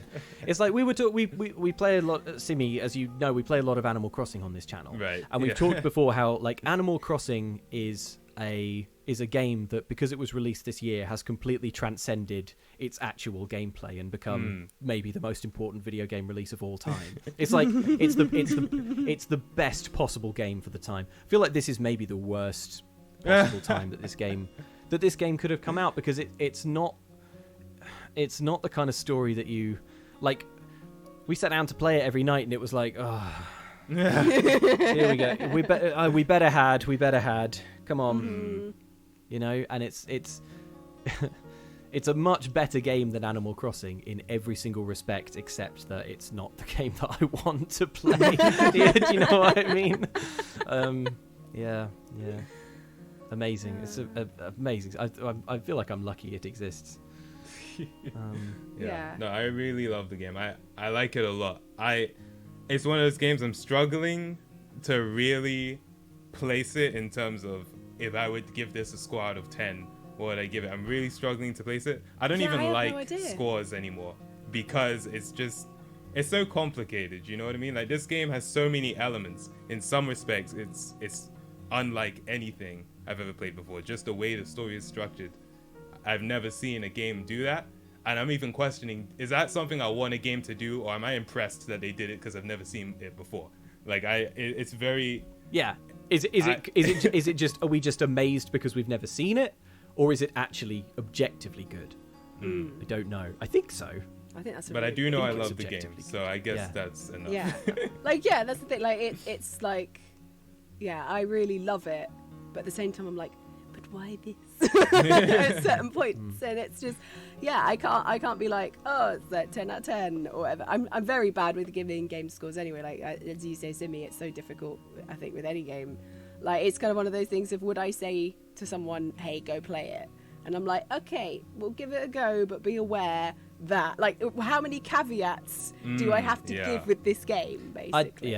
I'd have to give it a 10. I'm just looking at it now. I'm just watching the game, and I'm like, it's the most video game I've ever played.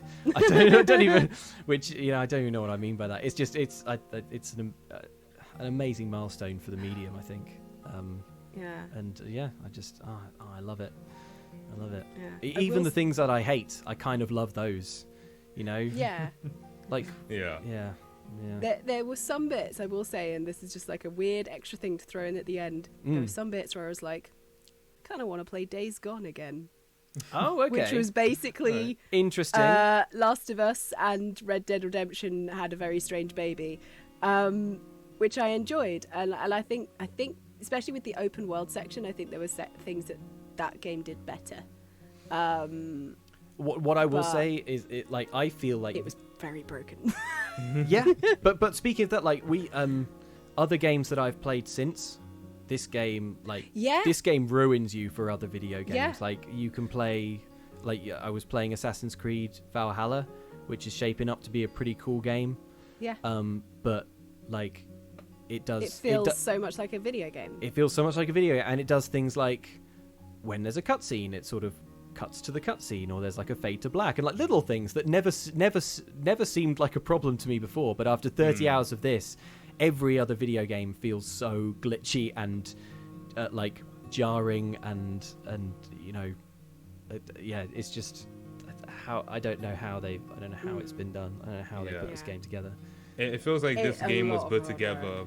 Yeah, it feels like it was put together by a team of perfectionists. Yeah. And a very ruthless work schedule. Yes. So yeah. I question if it's worth it. I would certainly question if it's worth it. Yeah. And let us go on record as saying, like, crunch is bad. Crunch is super bad. That has to be my goodness. fixed. Work-life balance is so important. My goodness. Like, we say this going over on this live stream, but it's so important to be able to have a weekend and not work till midnight and not sleep in the office. Yeah. You know, the other thing I'm also thinking, though, now looking at this game, is I think I liked Uncharted 4 more, but Uncharted 4 is basically unassailable, I think. You're like, it's more or less flawless. Except for all those snipers. Anyway, there we go. So I think that probably brings us to the end. Yeah. Unless anyone has any more things that they need to get off their chest, but I could talk about this for hours and hours and hours. Yeah. Oh, I had one. I'll make this super quick. But do you remember earlier when I forgot my train of thought? I remembered and what you it were was. like, put a pin in it. I think that some of Abby's section suffers from like the prequel problem, which any prequel suffers from, in that you know what's going to happen. So it's when I was hanging out with Mel and Owen as Abby, I was like, I'm kind of not on the edge of my seat here because I know they're going to die. I was so relieved and excited when they introduced Yara and Lev, and they do that quite quickly, to be fair, because I was like, these are the characters who I don't know what happens to them. Yeah. I don't know from playing as Ellie what happens to Yara and Lev. You didn't, So they're such important characters for that. Like, not only are they good characters to tell you what the scars are like, but they are the peril, the unknown quantity. Like, you don't know what's going to happen to them. So like they're the investment, because you can't get invested in Mel and Owen. Like, you can sort of with Manny, but he's such a like surface level character that you don't. Yep. But like, it's a real problem in the Abby sections. Like, it's this powerful thing where you're like, oh my goodness, these are okay, you're characterizing them and giving them like interesting narratives, and you're learning about them, but I know that they're gonna die right at the end, so you just feel guilty. Yes. Whereas when you watch well, not guilty, but you feel like, oh, I'm sad that they're gonna die, to an extent. But with Yana and Lev, you're like, I will protect them with my life. I don't want them to die. Yep. It's that thing, you know, that the other characters aren't gonna die at any point. Yeah. For me, I liked that there was that difference between the two sets of characters, because knowing that Owen and Mel were gonna die made I was already paying a lot of attention to the game, but I paid a lot more attention to every specific little detail about them, because it's like, these people aren't gonna make it, so I really want to know who it is that Ellie killed fully. And so it was a really interesting dynamic, and I am glad they had Yara and Lev together as well. But it just created this two cents where it's like, I'm learning about people who I know what happens to them, and I'm learning about people who I don't know what happens. And I did like that balance between the two. Okay, right, that's it. I've left nothing on the table. I have no more opinions to offer. I'm drained of hot takes. Does anyone else have any hot takes? Oh, I have a confession. Uh-oh. You know the big did song like killing the dog. No. You know the song If I Ever Were to Lose You? I had no idea it was a Pearl Jam song until I looked it up online. I just found that out now. Yeah. I also didn't know. Not a big Pearl Jam listener. I didn't know. Well, there was this thing where Neil Druckmann was like, because people were like, this song didn't come out until 2014, and then Neil Druckmann was like, actually, it was released on YouTube as an acoustic version or whatever in 2013 in August. So I think you're fine, actually. So yeah, like, but it was just so like, I know nothing about Pearl Jam. I looked up some light songs and I was like, okay. But when it got to Take On Me, I thought that was great.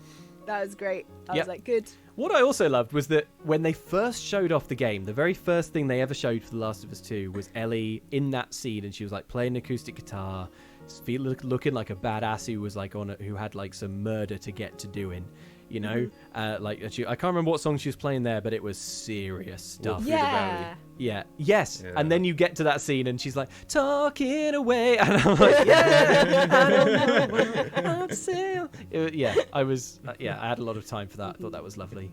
So many lovely moments.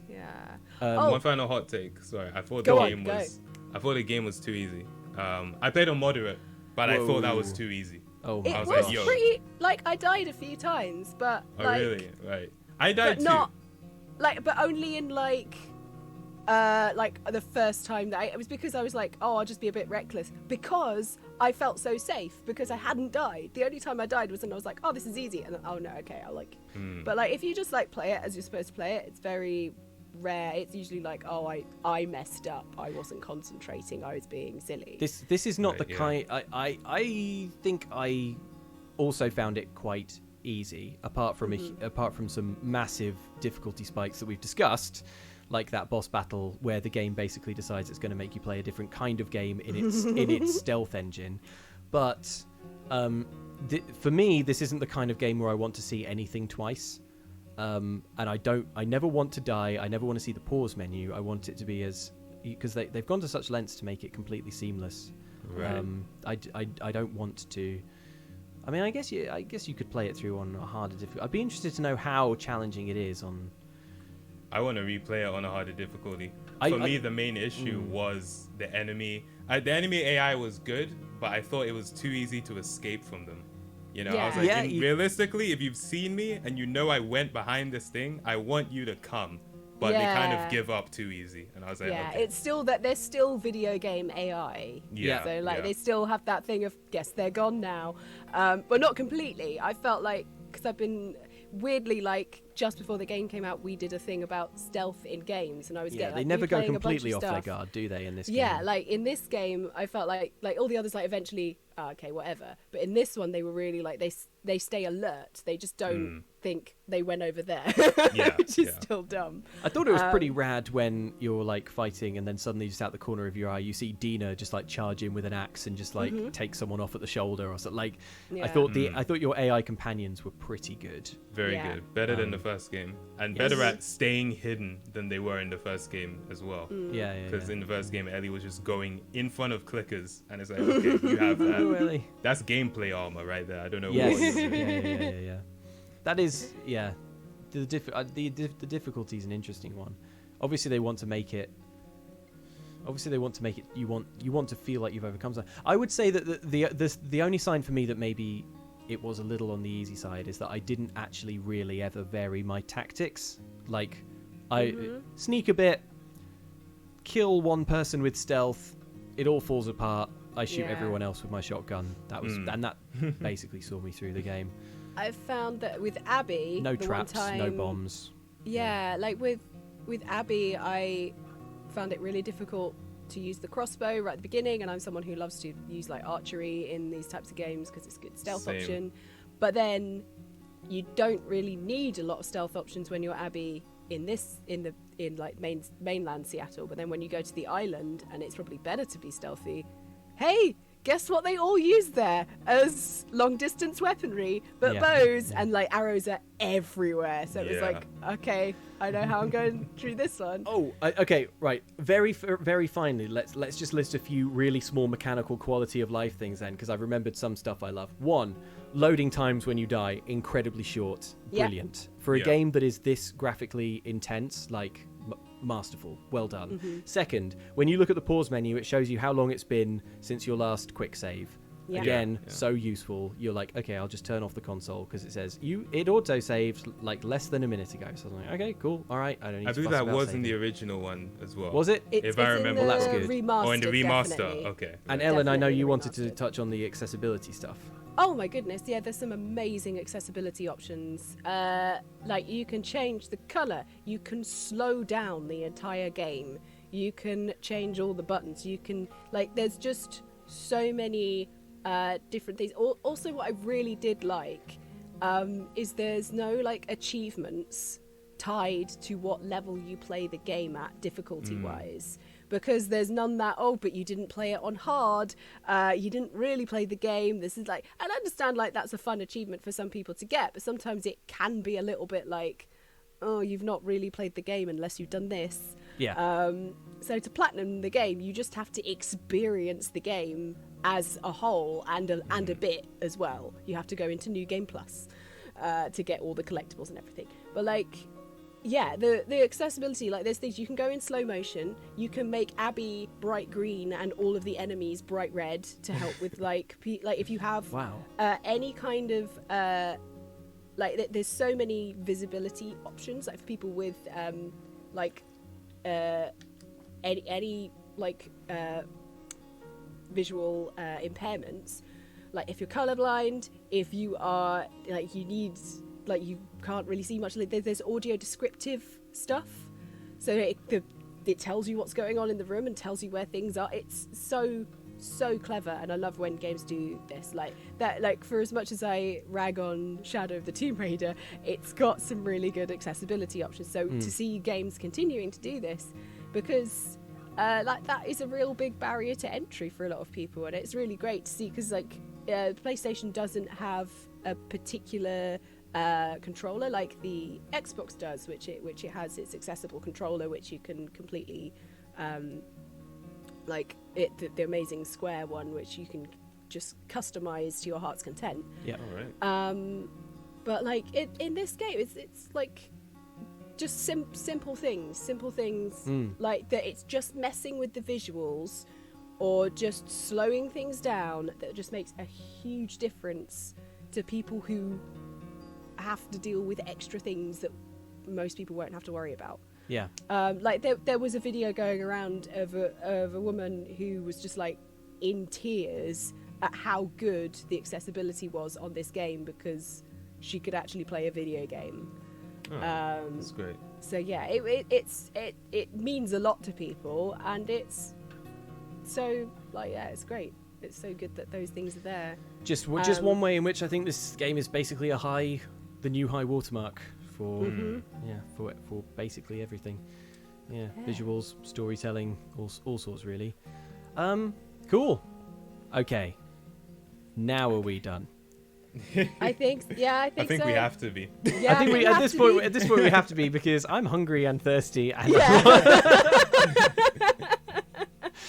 Okay, Simi, thank you so much for joining us. Folks, you've got to head to, in fact, I'll pop a link now in the chat. Oh, I appreciate that. Thanks a lot. To Simi's no, channel. Think about me. This is great. This is Head there and subscribe. Absolute pleasure having you on. Some very good hot takes. Yeah. And thanks everyone in the chat as well. Yeah, it was very interesting in chat. seeing your conversation. It was really interesting seeing some points of view, and they that actually spurred me to go, oh yes, on a couple of things. So yeah. Yes, thank you. Cool. Yeah. All right. Well, I think that's us out. Yeah. Have a good time out there, everyone. Stay safe. Let us know in the comments your own thoughts on the game. Yeah. And I guess we will see you next time. Take it easy. See you later, guys. Bye. Bye.